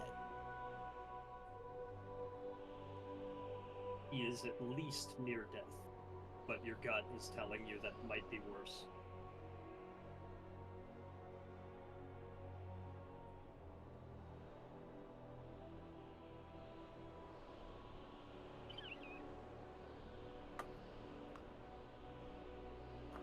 Yeah, I'm gonna try the medicine check one more time while Anzi's coming out of stasis. Alright, so we'll get one more medicine check from Elias on Davuk. Okay. Elias, you successfully stabilize Davuk. With the swarm by his side as well. You're holding pressure. You feel tension coming up in your chest and clutching at your throat, the panic rising and what might happen. But you see the queen of Davuk's swarm come out along with the rest of the swarm and rest gently upon his forehead. It seems like with that aid, Davuk is stable. Davuk, I'd like you to roll a d4.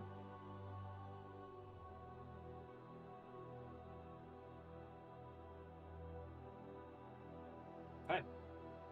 Unless brought up to 1 HP sooner, you will wake up in 3 hours. An hour before Callum. And But- Elias. Yeah, go on. Elias is gonna run over to Anzi. Alright. As you're running, Anzi, let's get that. Get that d20. You just gotta roll well this once, Gemma. I literally cannot. Alright. Elias, you run, you get down into the sand, you see that her eyes half open, her breathing is ragged and choking, and right as you slide into place, it stops.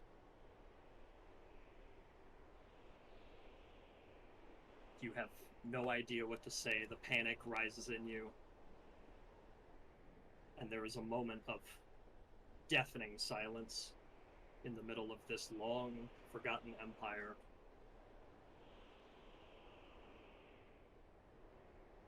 Until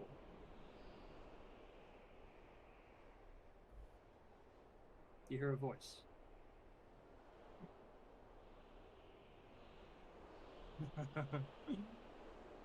Oh. Looks like you ran into some trouble. As Elias, the only one here. You look up, you turn to Barum for some sort of confirmation of what's happening, but Barum is starting to dissolve before you. The panic in his eyes. And you see a robed figure up on a dune, levitating just a couple feet off of the ground. A swirl pattern of air underneath the cloak. They're flanked by about a half dozen Yuan-Ti. They look different than the ones you've seen before, but they don't appear hostile. You see in the night the gleam of an eye on a corrupted serpentine face as this distant figure looks at you and says, "Well, this is how it always begins." Allow me to introduce myself to you. My name is Basina, and I deal in wishes. And you look like you might need to make one. And I will share the character art of the corrupted genie, Basina.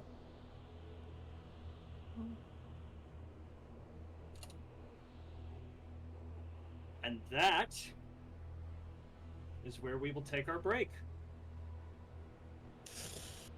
Holy shit! Oh my Elias, god! what are you gonna wish for? I wish for go more home. wishes. I wish for Anzi to have a peaceful afterlife. Oh my Honestly, I just God. wish Anzi the best. Can you give me 1,000,000 gold? Can we keep Barum? Barum, Wow. I wouldn't be mad. Oh Okay. my god. So Oh, man. let's go ahead and hit that not brain. Oh. Let's go ahead and hit that break screen, Yeah. and let me chat with these folks. Let me see how we're doing. All right, let's I go. know, I'm gonna get To some break. tea.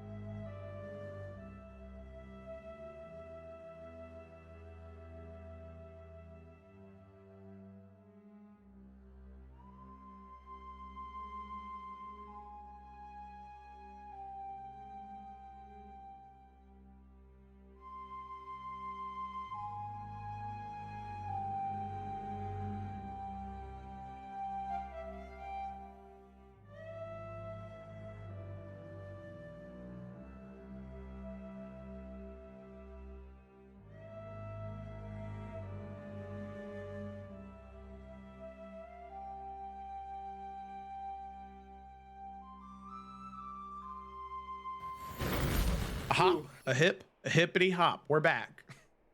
All right. We're in a dire situation, gang. But more importantly, John, you had a mystery beverage. I think it was a generic brand cream soda of some kind. Tease it again. Tease it again. Yeah, I don't see it. Oh, that is a Mountain Dew. What? It's Um, yellow. Yeah, no, there's What okay. do Well, they call John it, said what? No, they have like some. It's like Mountain Dew Spark, but then no, Let you're me- on a let me diet. just say this. You're on a Yeah, diet. yeah, okay. What is that? What is that? Stevia? No, that's in like a bottle. What's the other Is one? it Zevia cream soda? Oh, that might be it. I think it's Zevia. Yeah. Hell yeah! Oh my god, Big- two. Dude, you're cracking them. Oh my god, dude. Coke Zero. Slow down. My Oh, guess was zero. gonna be, Zero calorie, baby. What's the matter? That's so many. That is. my guess was going to be Joe's drinking carbonated tar. creatine. I do take that. Not the carbonated part, but I don't. Actually, I can't drink any more of this. It's past my time, but because it has calories. Okay, so Joe's drinking tar. Evan's drinking milk. Whole Tar. milk. Whole milk. Hell yeah, dude. do you- Do you have weak bones? Actually, just straight up milk. It's grass fed. Straight from the cow. Wait, no, bro, are you literally just drinking milk right now? Why not? Y'all don't drink milk? Wait, when you say whole milk, do you mean like steps away from cream, like heavy cream, or do you mean like 2%? It's Nah, whole dude, milk. whole milk. Is it the Oh, red okay. cap or the blue cap? It's grass fed. You said that doesn't mean anything. For I'll be milk. right back. I'll show you the box. It's just Oh whole my milk. god. We are prolonging the inevitable. Oh man, this is great. So we had a riveting combat encounter. Yeah. Oh, we're Wait. live right now. I forgot. All right, Alright, what we got? back with the bottle. Screen's loading. Maple Hill Organic. Organic. Oh. It's the one that the cow went. Straight from the Oh. cow. I Cool. would be worried if it wasn't. Does it have a name? Willow? Does it say Willow on the front? This is Willow from Dharma Leaf Farm, Sharon Springs, New York.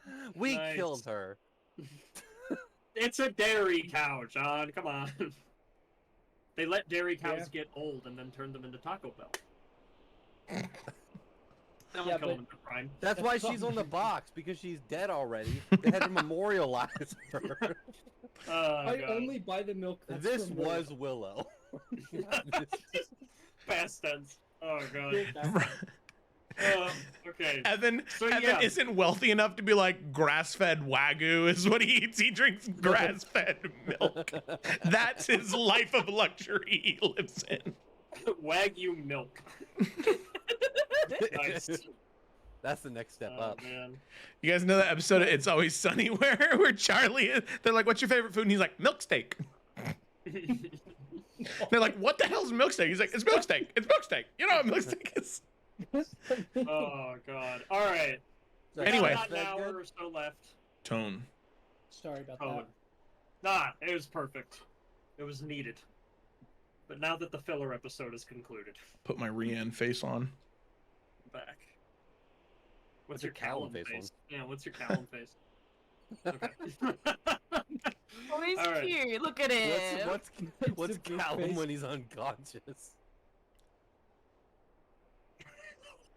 He's dreaming of sunny beaches and What an absolute cutie. Coronas with limes. He's- Oh God! All right. How do we back into The party decided to stay rather than go when the Prey Maker arrived, and they banished him, and they decided to stay again. And in a decisive, climactic battle, where everyone involved at least got close to death, the Prey Maker finally went down.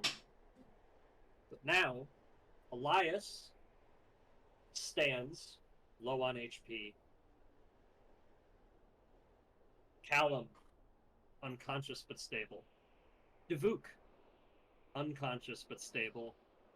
And Anzi, not breathing. As Barum begins to fade. And you see Barum, Elias, just sort of, Anzi?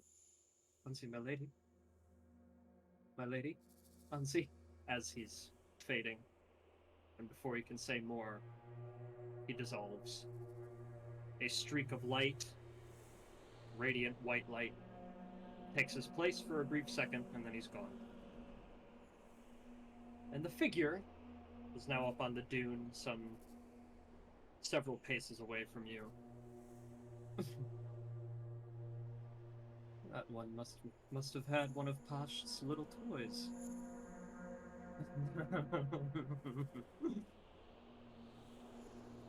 Well, and I'll turn to you, Elias. I can bring her back. That I will only approach with your permission.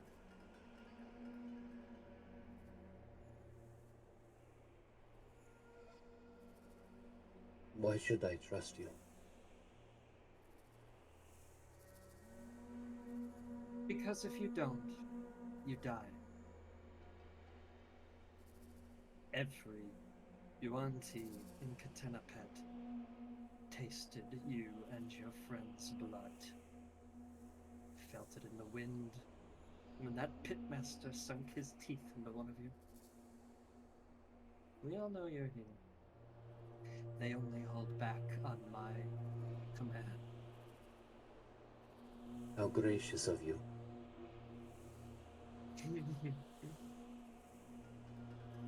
I am gracious to one soul in this world.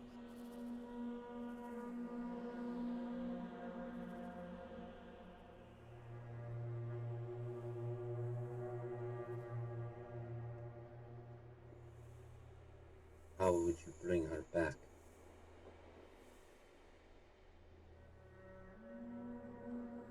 The same way I've learned to bring everyone back. It would start mild. Her inferiority, humanity, if you must call it that, would remain intact. But the process will begin.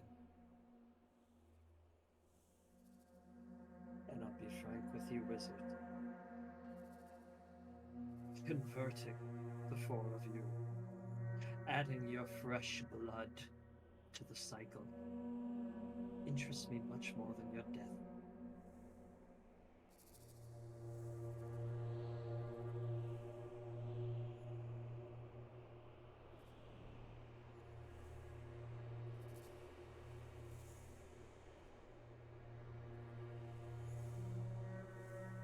So what if I don't accept your offer?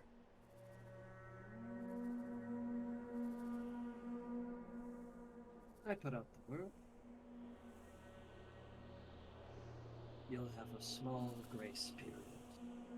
Not because I'm giving it to you, but because forces must gather. By tomorrow, they will descend in full force. And you will be down a paladin and her steed.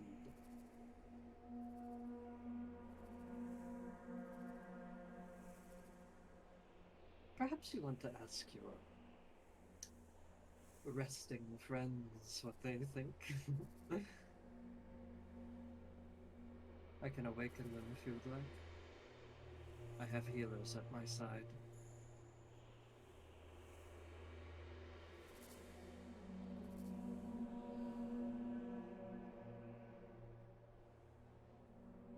That would be acceptable.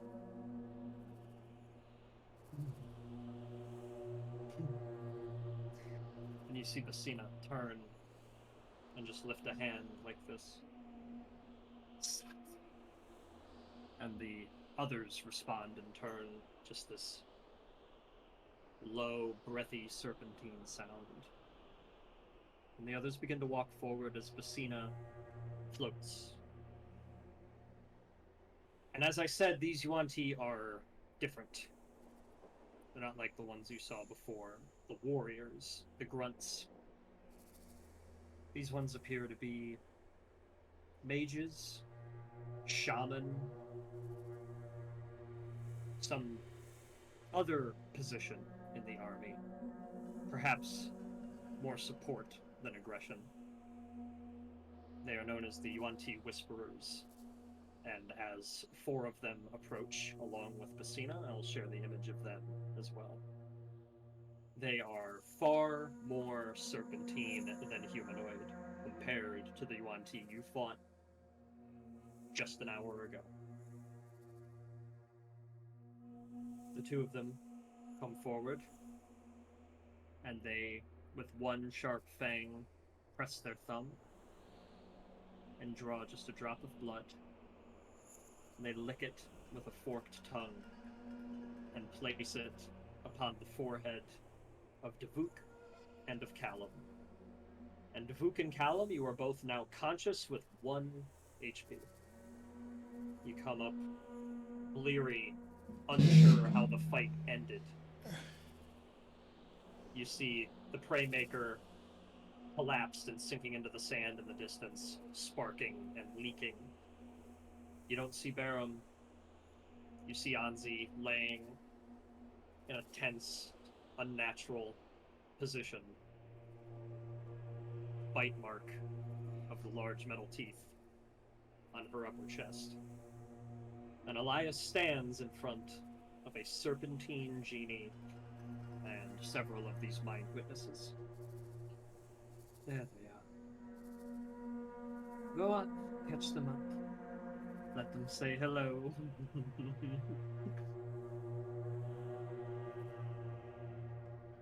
What is happening? Elias is going to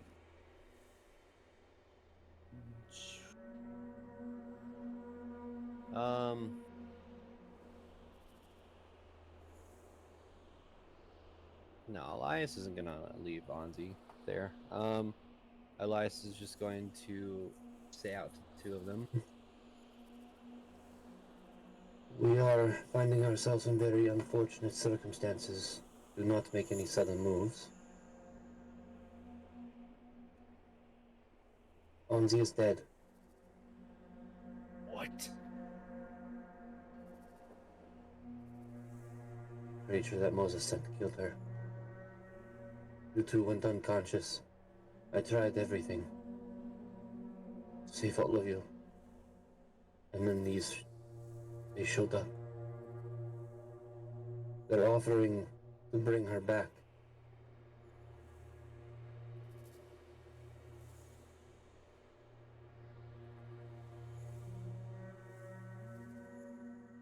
Yeah, that takes care of pleasantries.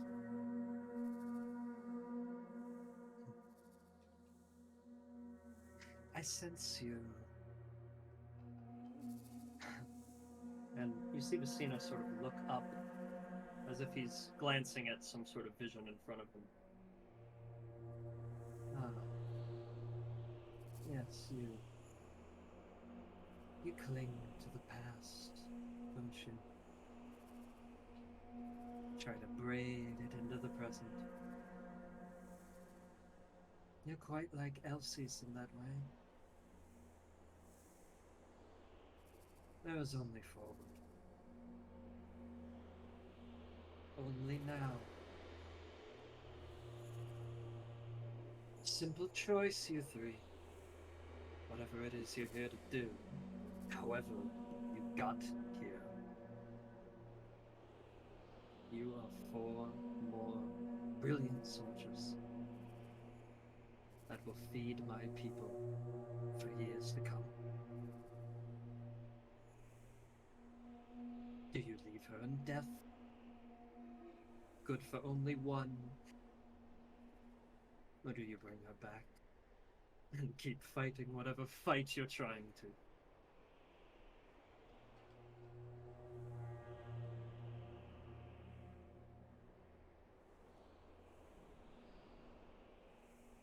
What sort of magic would you use to bring her back?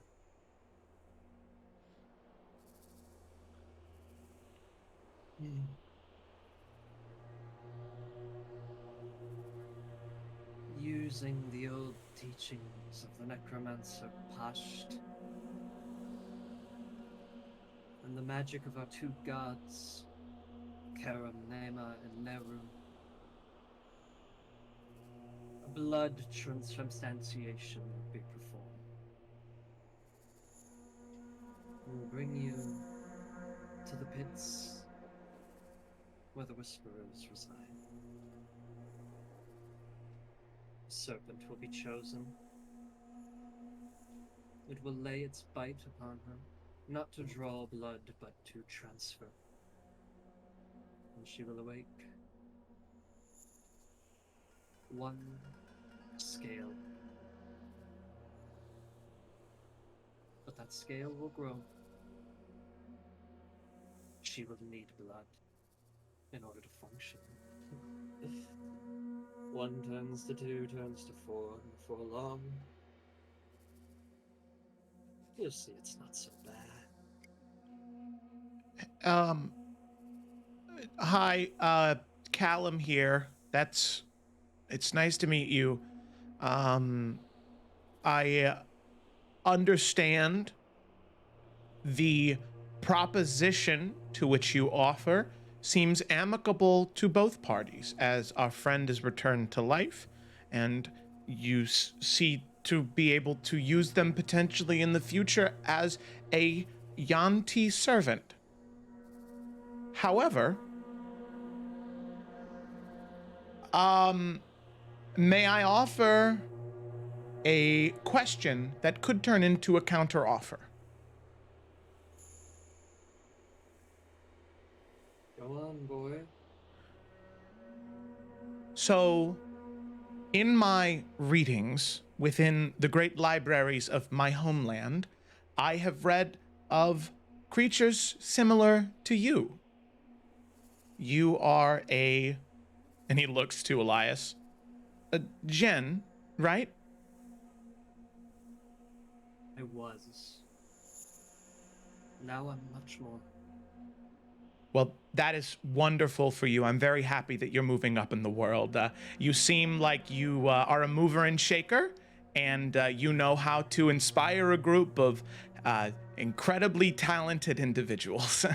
My question to you, though, is in the readings of the great libraries of my homeland, I read of the great powers of the Jinn, and you seem so incredibly powerful that wouldn't a Jinn as powerful as yourself be able to offer up a wish? I mean, if you are the Jinn who is so much more than what one could ever be, I mean, this should be a squandering of your power, not some great move, unless you're lesser than a normal Jinn.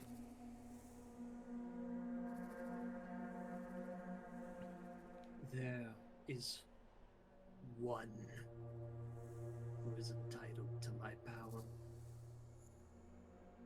And she now resides in her tomb. I keep her and her infant baby Sen alive every day.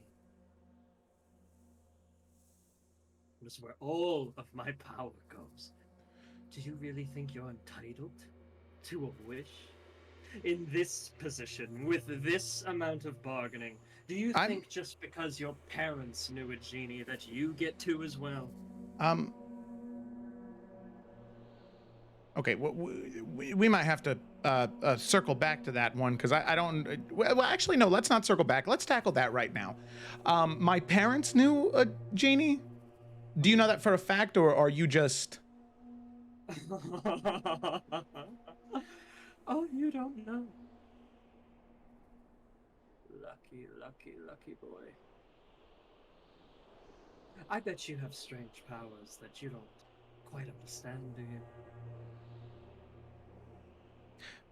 Up until very recently, I did not understand them, but thanks to my very talented wizard friend here, I understand them much more now.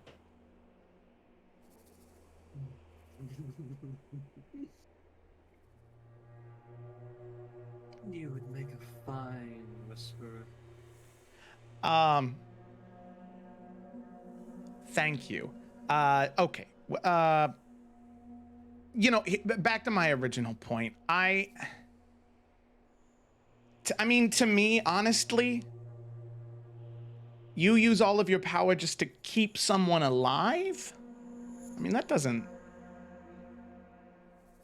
sound too powerful. I mean, if you really were an all-powerful Jinn, I mean, bringing them back to life and bringing Sin and this other individual back to life should be no problem, right? All right?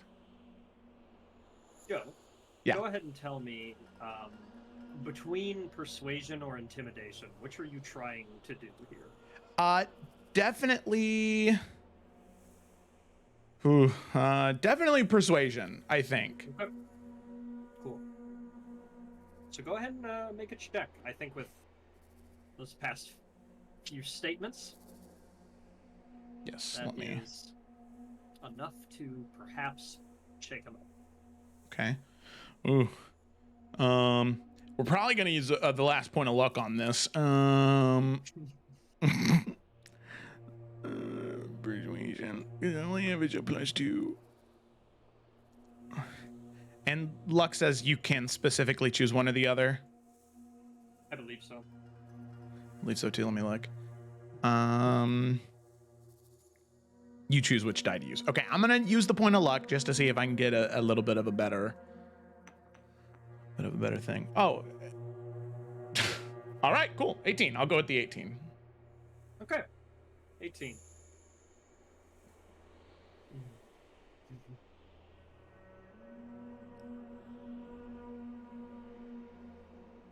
Perhaps for negotiations to be more clear, we must tell you the situation.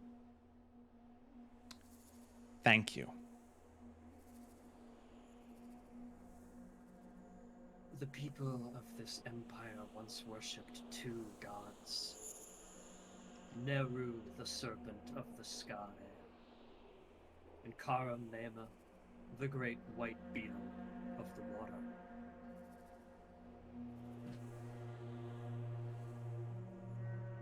It is through the protection of the two of them that we were able to flourish. That oases bloomed all around the land. When corruption began, Karam Nema pulled away. Neru was corrupted, his influence nowhere to be found. Now, the water is dried up, and the magic that I and Elsie's pull from is gone.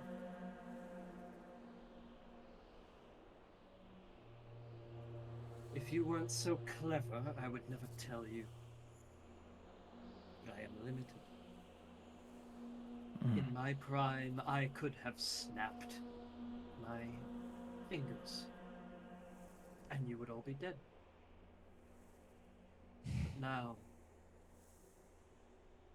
both the Sphinx and I are greatly limited. This is an opportunity for you to keep on living, but it is also an opportunity for I to capture and convert you at a better time.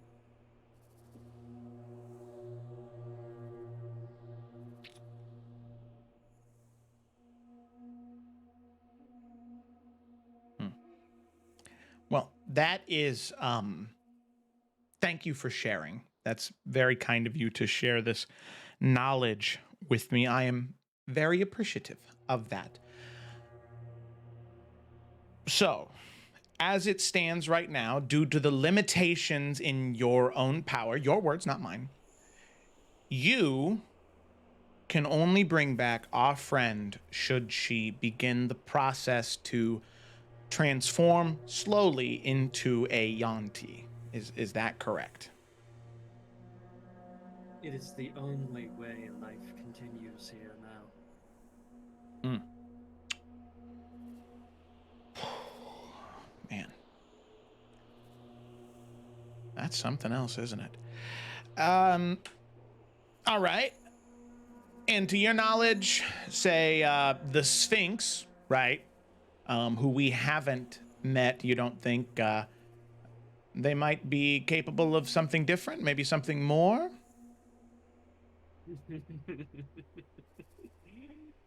Oh, the arrogance on you is astounding. Not only do you think you're worthy of my wish, you think you're worthy of Elsie's attention. He hasn't dared to lay eyes on this kingdom in 800 years. What makes you so noteworthy? Well, I mean, apparently I am a traveler from a far-off land who has come to this very strange place. Embedded within me, the luck of a genie. I think that's pretty noteworthy. In fact, I don't see any scales on me either, and that seems like a rare thing here too. In fact, I think all of us are a pretty special treat. I mean, maybe you're not deserving of the attention anymore, but maybe we are. Because honestly, my friend, your deal kind of sounds like we get the short end of the stick over and over and over again. You do. You're on my land. Okay. That's fair. We'll leave your land. But, between you and me, I came here expecting the great stories I've heard of Katenapet, and all I've seen so far is a bunch of, I hate to use the word, but just rude, arrogant people. We come to your land, we want to help. And you, well, immediately your people attack us. You try and turn us into you when we have powers beyond what anybody in this land has seen in a long time. And here we are, we just want to help. And what do you try and do? What does help mean to you? Does it mean going to my spire and taking my ingredients? Does it mean going to the altar and stealing Elsie's magic? Does it mean going to the one girl my entire purpose is to protect? And changing her back into the very thing she wished against?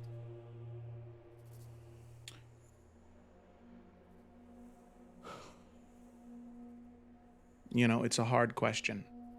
But, just like you, I like to consider myself a mover and shaker. You tell me, friend, what would make this place better? We'll do it.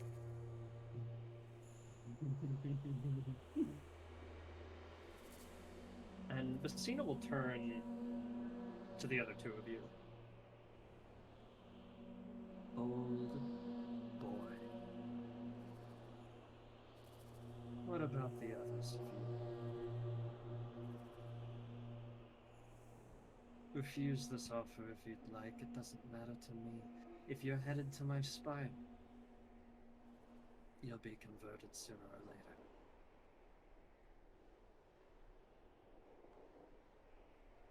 He speaks for me as well. Your offer, put it blatantly, sucks. Whoa, whoa, whoa, whoa. Elias, that is no way to speak, right? We're diplomats here, all right? Forgive my friend. He's a little rough around the edges. Not everyone is refined as I am. Not a diplomat. He's smart, but he lacks a certain polish. Forgive him, of course, please. Sorry. I'm not a scientist or a diplomat. Your deal sucks. All right, he is, in fact, honestly, him and some of your Yanti would probably have a lot in common. He's a doer, not a talker. He really likes to get shit done, right? You can appreciate. Callum, Vuk is standing next to you. He's kind of nudging your side a little bit with something in his hand. Hmm. It's the Yeah. the gem.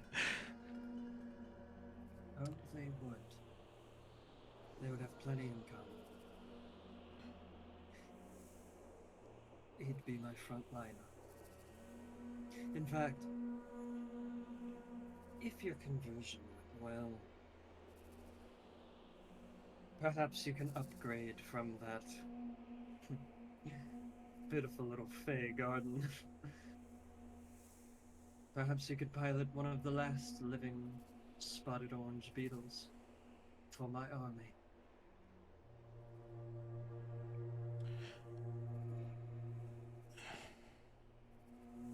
If you're saying no, I believe this conversation is over. Let her eat sand, if that's what you really want to do. Go ahead. Come to the spire. Try to fight without her. Go to the altar. Try to get the help of Elsie's See if there's anything he's willing to do about your dead friend. But we know you're here now. And we're not stopping. How about this? Final offer.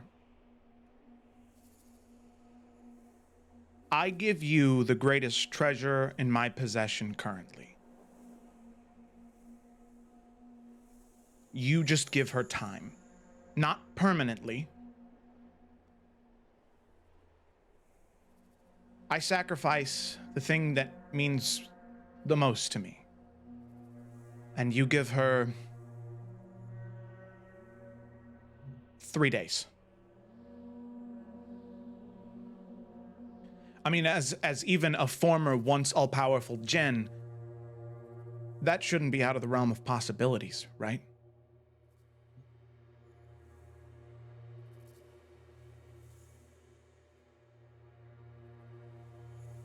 Do you want me to bring her back to life for 3 days? Giving you enough time to either cure her, which will be impossible, or let her drop dead again. Is that your offer?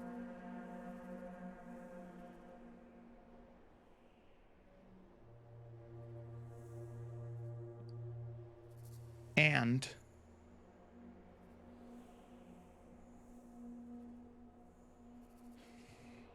Callum kind of blinks and breathes.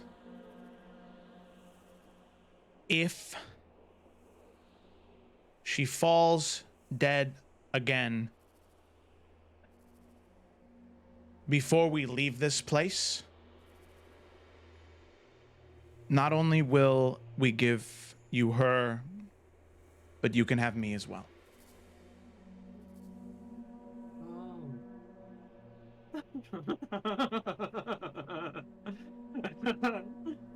Oh, good.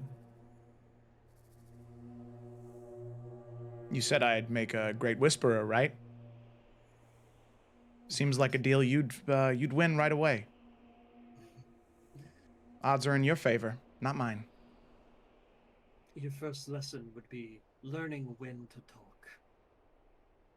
Hmm. You've made your offer. I will not grant you a wish, but I can grant you a deal. And this sounds very promising. I just need one last little bit of convincing. Okay. Are you two gonna let this happen? Or are you gonna be in my way? I'd like to alter the deal. Bring her back for 3 days, as Callum stated.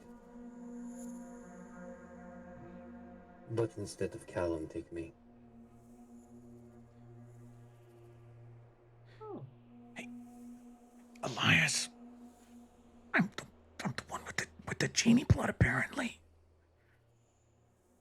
And Oh, it's alright. okay.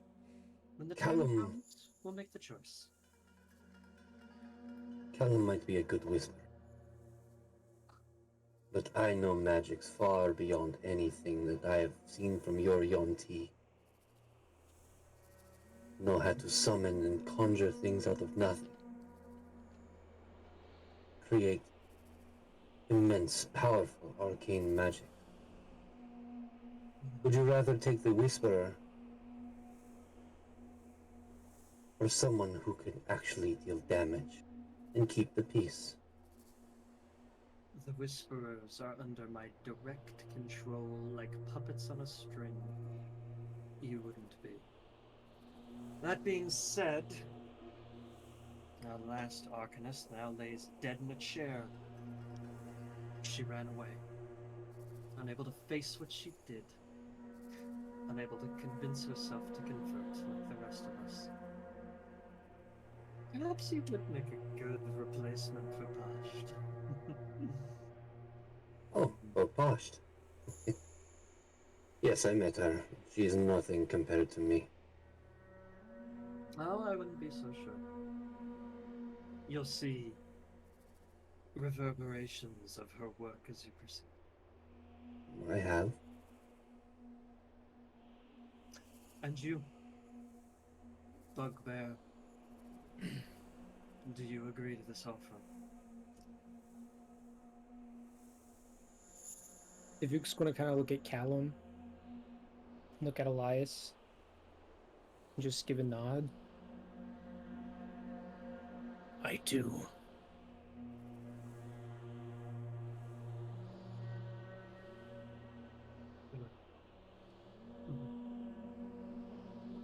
Good.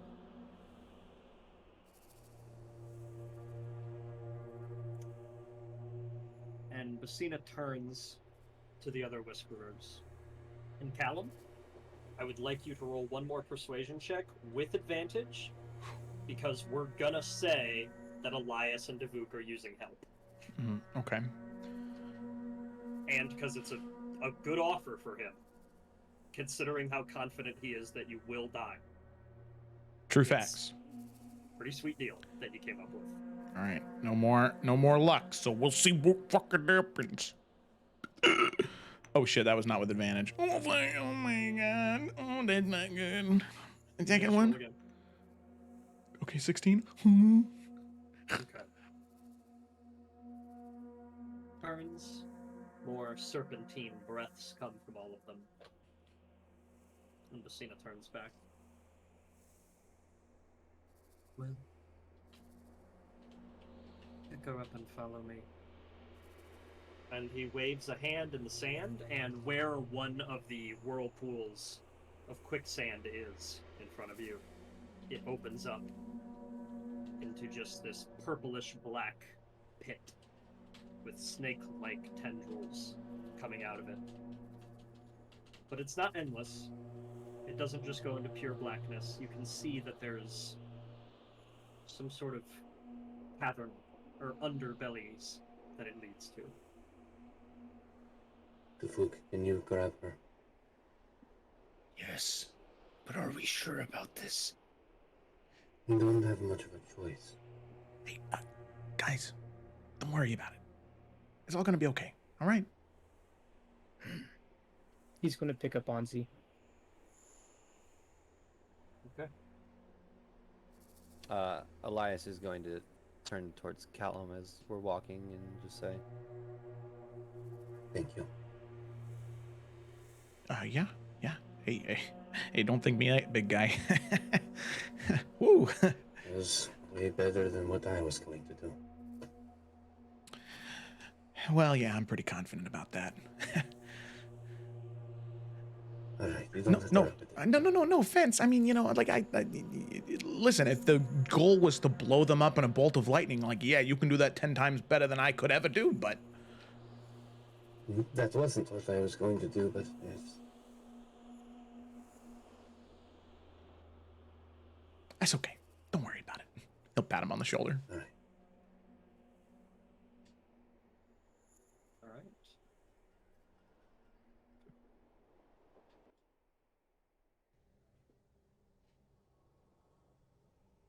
So, it's the three of you begin to descend into the pit. You are greeted by this. Oh my gosh. Yucky. There are other of the Wanti Whisperers that are clinging to walls and coming out of corners that all seem to take note and hiss at your presence. But none of them attack. Some get oddly close, study you. But that's about it. Eventually, you reach a sort of altar at the end of a hallway that Basina and the Whisperers have led you to. It is the same stone material that the collapsed pillars and ruins of the surface have been made of, that you've been seeing. But it is perfectly preserved. incredibly smooth in a way that you had no idea these structures originally looked. It's almost like granite.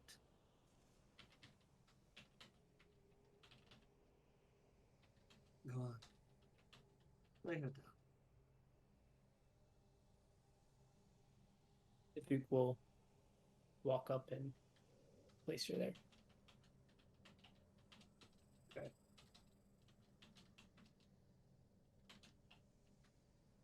So,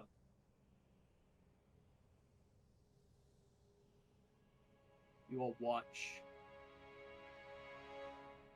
as the ritual is prepared. Some of the whisperers gather decanters, vials, tubes, various kinds. One of them starts etching symbols in chalk on the altar around her. One will lift a leg, tap, an arm, and tap, doing some sort of procedure on the body. Eventually, a serpent is presented. A rather large one, constrictor snake of some sort, several feet long, coils around Vicina, starts to fall away where his figure turns into air. But he lifts it up, keeps it aloft, and eventually he lowers its head towards Anzi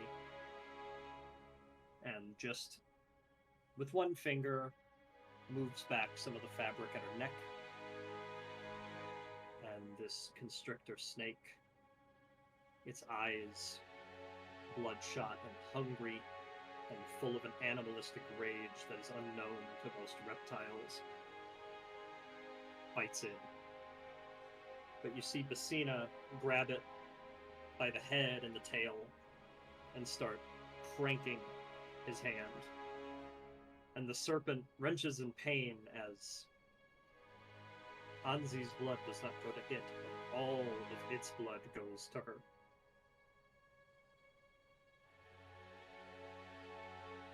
And finally, there's a goblet of some sort of watery red liquid with desert plants and fauna in it. Little bits of bone, little leaves, cactus needles, all scenting it, steeping in it in some way, poured over the whole body.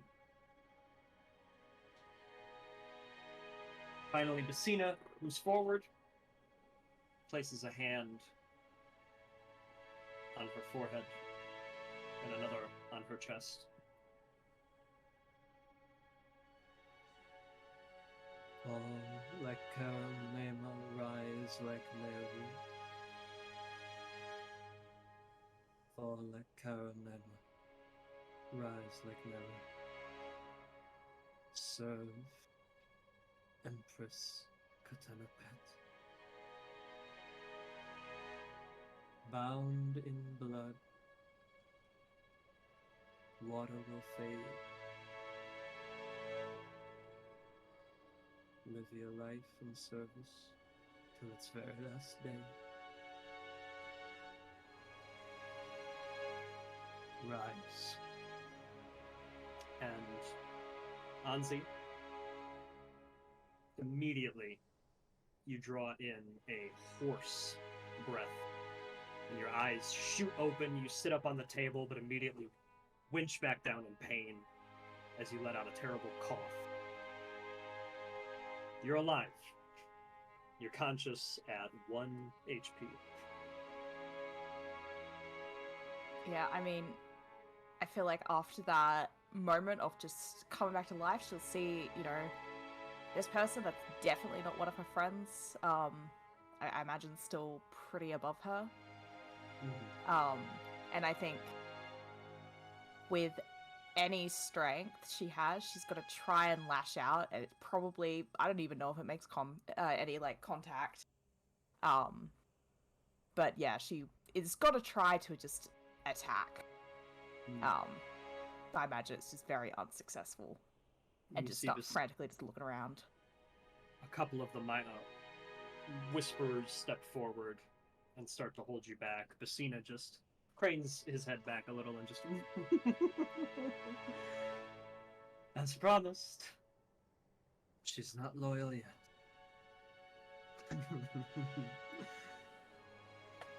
Well, I believe you all need a bit of rest. Go on. Get out of here.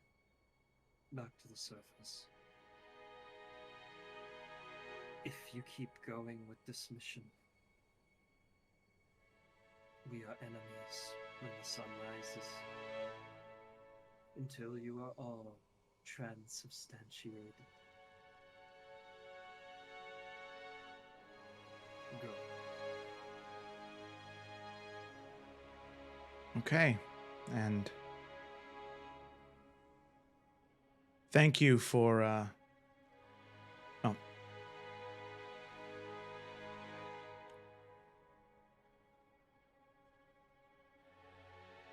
Yeah, thanks. And I,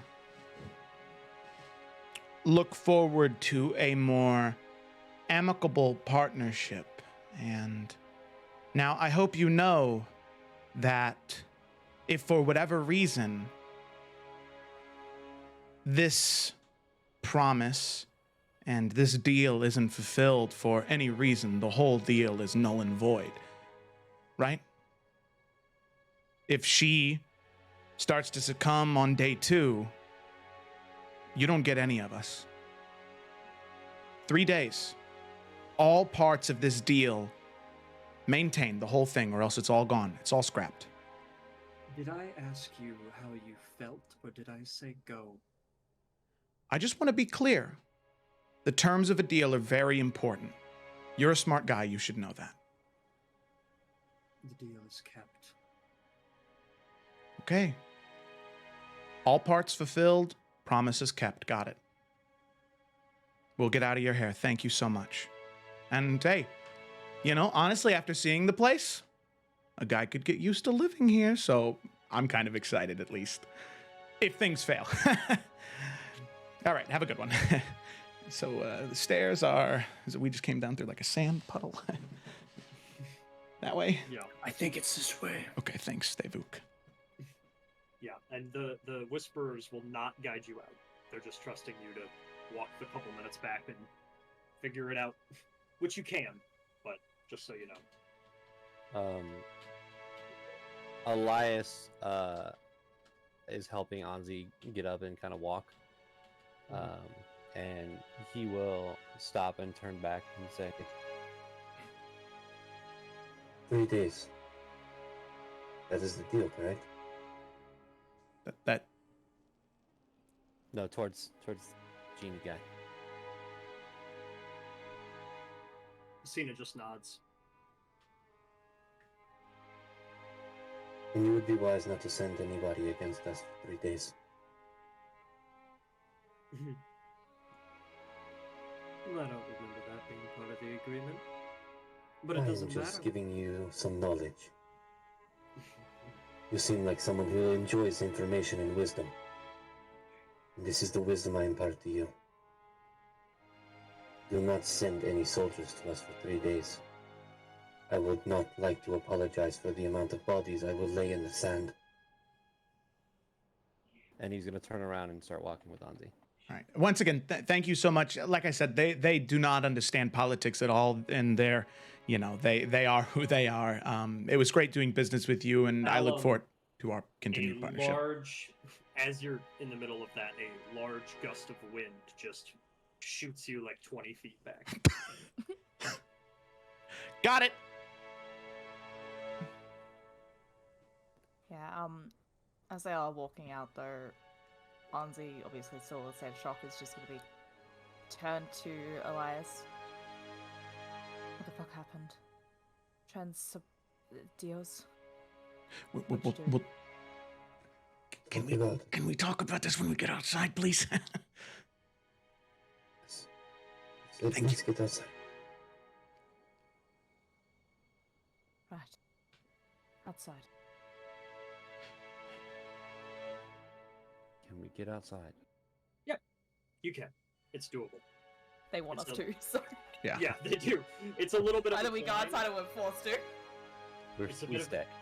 It's a bit of a climb, and it's uncomfortable because you have to climb through, what you see on the image here. But it's doable. Definitely is doable. Okay, so we climb, we get out. Hmm. Yeah, we're out. Okay. So we get to the surface? Yes. Okay. As we get And to the you're- surface, Relatively where you just were, just to be clear. nobody say anything. Let us walk in the direction we need to go and look and do not stop looking. Make sure nobody's following us and nobody is near us. Please just trust me, okay? Okay. So yeah, Callum, as we're moving, I'm assuming, right, we still wanted to go toward, I mean, we might want to talk about it, I guess. I mean, first things first, we need to rest. But, You're donezo if you do not. That's Yeah. for sure. I want to get some distance away from here. I'm assuming we're still moving towards the Arcanum. No, we need to go to the Sphinx. Oh, we need a Yeah, we need to go to Sphinx. Yeah, we but need to go to need the- talk about it. So, Yeah. is So- there anywhere around here that looks like an outcropping or some sort of like cave or anything like that, so I can put this bubble just not in the middle of the sand?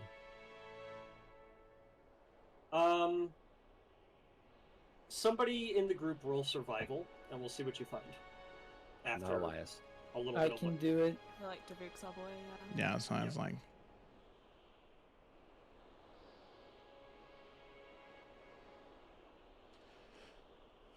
Let's fucking go, my Yeah, guy. Davuk. Yeah. There we go. Alright. Full This circle. is it. This is it. So, Davuk, yeah, you find something great. You're going up and down these dunes for a little bit, panicking, checking every corner, knowing that if anything shows up, everything you just did, the moral boundaries you just crossed, the deals you made, is all for naught because of how fragile the group is. But you do find something. And you find it partially with your skill and partially with luck. As your eyes follow some sweeping sand, you see just the faintest impression of footprints. You're trying to piece together what kind of creature they are. They're from long, long ago, and they're very large. Eventually, you realize that what you're looking at is not individual footprints, but individual impressions of one footprint. And finally, you find something. It's not a cavern or an inlet or a nook hidden away, certainly not an oasis. But just peeking out of the sand the slightest bit, you see the distinctive titan of a beetle. You see a spot, white against orange. And as you go forward, the sand is whirling a bit, and you realize that what you're looking at is something that can be used as shelter. Something the four of you can all fit into nicely, tucked away from the wind, out of sight from predators, out in the distance or up in the air. But what it is simply a small hole that has been made in the antenna of a great orange beetle, whose massive, massive body is buried like a sunken ship. Oh yeah, That'll I'm work. gonna Look at this. and kind of reveal all of what I'm seeing right here to the group. This'll do. Elias is going in. He's looking around for any other clockwork beetles, and then he's gonna start casting the hut. Callum, But, during this time, he wants to scan around the area to make sure they weren't being followed. Okay. Nancy's just gonna go in and collapse. Could I Yeah. could I help Callum as well? Yeah, sure. So one of you roll perception with advantage. I think I'm helping Davuk, honestly. I think that, Davuk, he knows so much more, and Callum recognizes that. Okay. No. Yeah. Yeah. Well, Yeah. It's fine. Whatever. Okay, so what was it again? What were we rolling? Perception. With Perception with advantage because Callum will help you. Okay. After realizing that this isn't working very well on his own. Everything just looks gold. How's anybody telling you it's apart?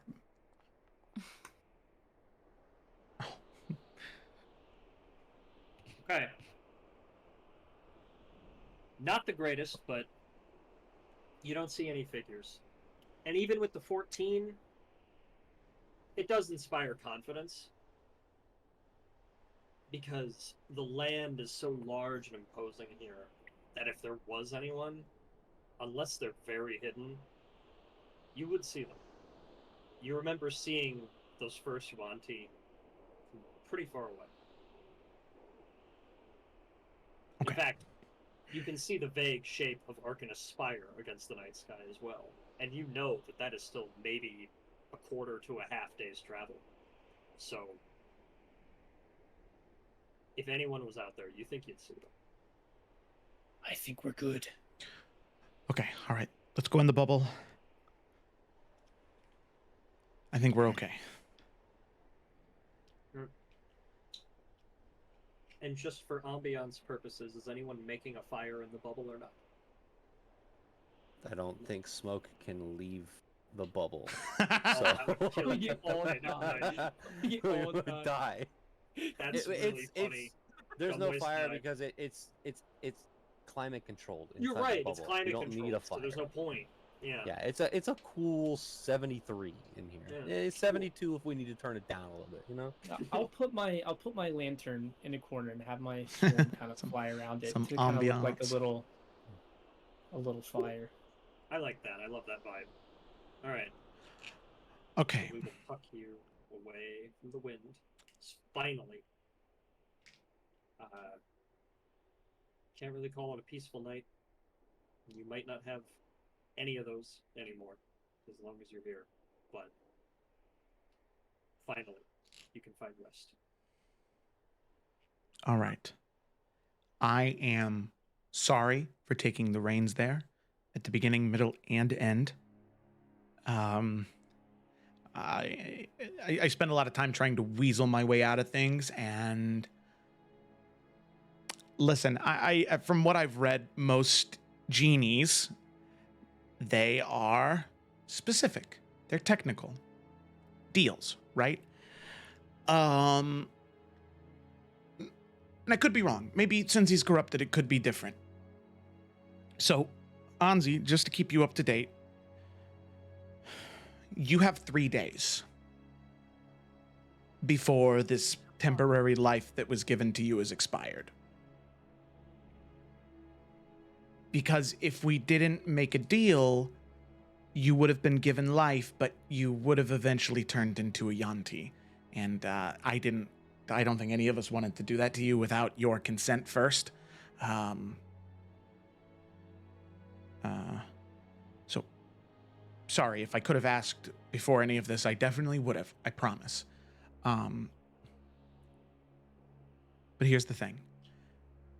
I said, and Elias, you piggybacked, which is totally okay because it doesn't matter now, that if you died, then not only would they get you, but they would also get me or Elias, depending on which one they preferred. And I said that, well, I said right at the beginning that I would give them my greatest possession if they gave us 3 days. And you said Genie. That make them Bassina? You made a deal with Bassina. I did. But, I said if any part of the deal wasn't fulfilled, the whole thing's null. I said I would give my greatest treasure if they gave you 3 days. Who still has their greatest treasure? The deal's null. No way. I mean, I don't know if they're going to honor that. He could be a slimy piece of shit and go back on his word. But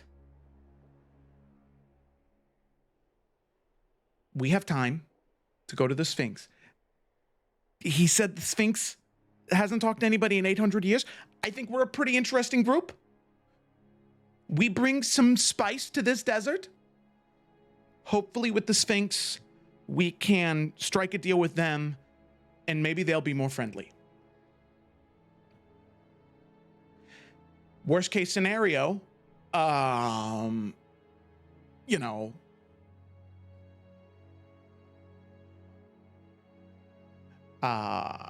We die. yeah, but that was going to happen regardless. So has Of anything course. really changed, honestly?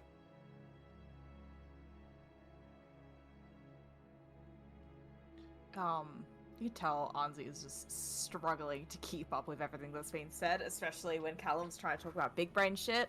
As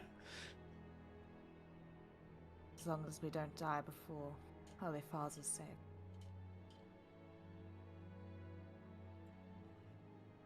I agree. But hey, upside, you know, at least now you won't turn into a freaky deaky snake person. If Stone faced at that. Bassina keeps his word. I severely doubt that he will, but there's hope, right? If he doesn't, then I guess we'll have to fight him. That's true, but if we need to fight him again, boom, lightning bolt. Boom, dagger in the throat. Boom, crossbow bolt in the weird spinny air tail thing. And then boom, sword slash, smite. Like, well, we can do it. I think it's No a problem. perfect plan. Yeah, exactly. Because I really don't want to be one of those creepy fucking snake people. God. You're not going to be one of those. Yeah, no, I'm not. These young T think they're smarter than us. But even though they outnumber us, they can overpower us. The only reason they showed their face was because we were weak. It won't happen again.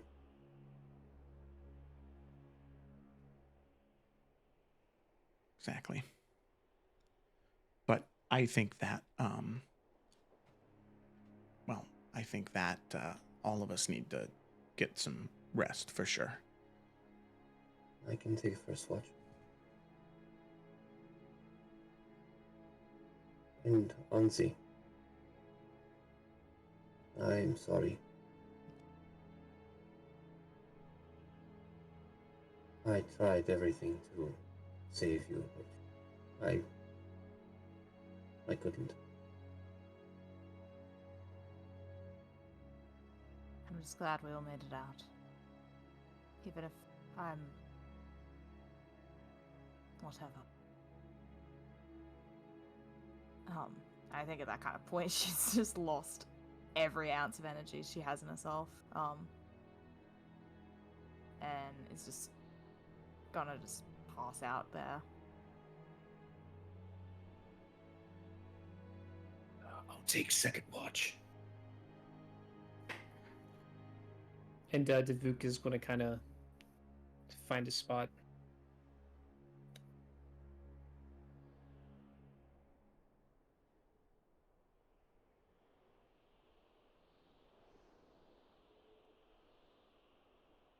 Okay. So, as you find what little rest you can in the corpse of a great beetle once used for war,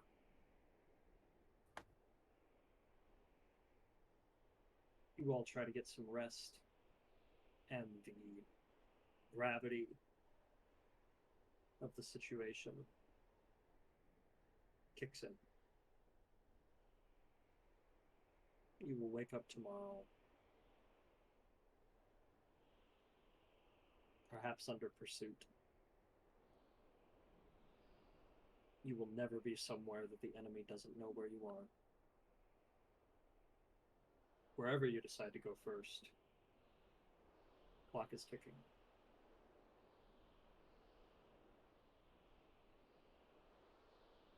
As you sit there and process that, we are actually going to end somewhere else. As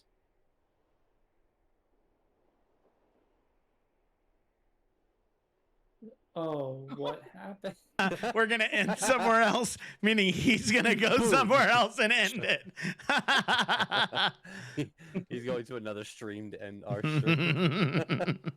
Oh my god, that's so funny. I was doing such a good job setting the tone. I want everyone to know that. You were, Just you not were. come back. We're gonna end somewhere else. Goodbye. I go end somewhere else. I do the end of the session in like a McDonald's.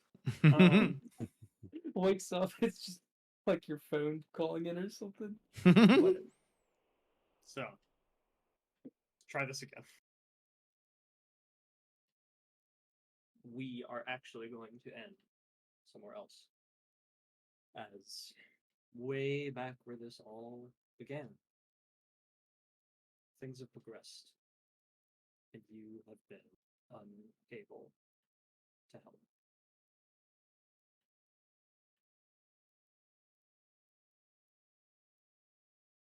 We open in the druid's tent on the head of Alifaz. The first thing we see is mechanical servants of Moza throwing your city's primary politician, Efir, against a wall and chaining him up. See him look up. You understand you're not getting away with this. All I need to do is tell them what you've been doing. I have the records, I have the evidence, everything you've done with the trading company, everything. See Moza turn around, just sort of a smug smile on his face. And how are you going to tell them? Face it, Efir, you had a few reckless civilians that ruined this. This could have gone very smoothly. Now, your head druid is missing her fingers. They will be hunted down by the Praymaker by the end of the night. And you? Well, you're just a loose end. And you see Efir realize what that means, his eyes wide. Fine. Fine. Kill me. Maybe I deserve it. Maybe I should have trusted them. Maybe I should have seen the kind of man you are sooner. But this won't keep happening. This has to come to an end. Sooner or later, someone is going to stand up to you, and they will win. I've already taken out 3 cursed beetles, Efir. There's only 7 more. Let me finish my work.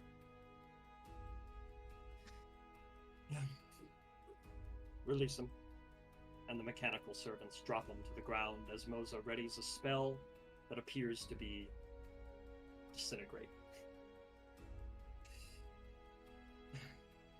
Listen, Efir. We might see each other in hell. But I just want to let you know that I'm the one who made this world a better place before I went there. And right as he raises his hand, a gear clicks in place, the sound of it behind him, and he... What? No. And he turns and he starts viewing things at his side, opening portals, orbs, windows, like he did the glimpse into Mechanus. He's looking all around, scouring the desert, until finally he lands on the remains of the Praymaker.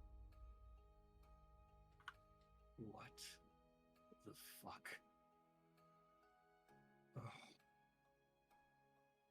Oh, that is it. No more tact. No more. A fear. I'm done playing nice. Oh. Oh, that was you being nice. Good to know. Because so am I. And a fear hidden to Moza this whole time crushes something in his hand, and vines appear. Druids rush into the tent, launching an attack on Moza, and they all yell to him, "Go! Get help! Funevra! Go!" And Moza's screaming, "No! No! Get him back! Get him!" Sending the constructs after him, but a fear is just able to slip away as druids die in his wake. Constructs grab at the air to no avail. And he starts running. Running and running and running. And he gets to one of Alifaz's legs, and he just starts sliding past the beetle runners that are there as guard as they try to stop him. He's careening down and down and down, barely holding on, looking behind him, trying to catch his breath. They're still alive. They're still alive. I have time. I have time. I have time. And he reaches the bottom of the leg, and he starts running into the desert. What his plans aren't clear. But back on Alifaz, the druids that launched that attack finally perish. Moza, feeling at his blood, a couple of his constructs taken down. When he looks around,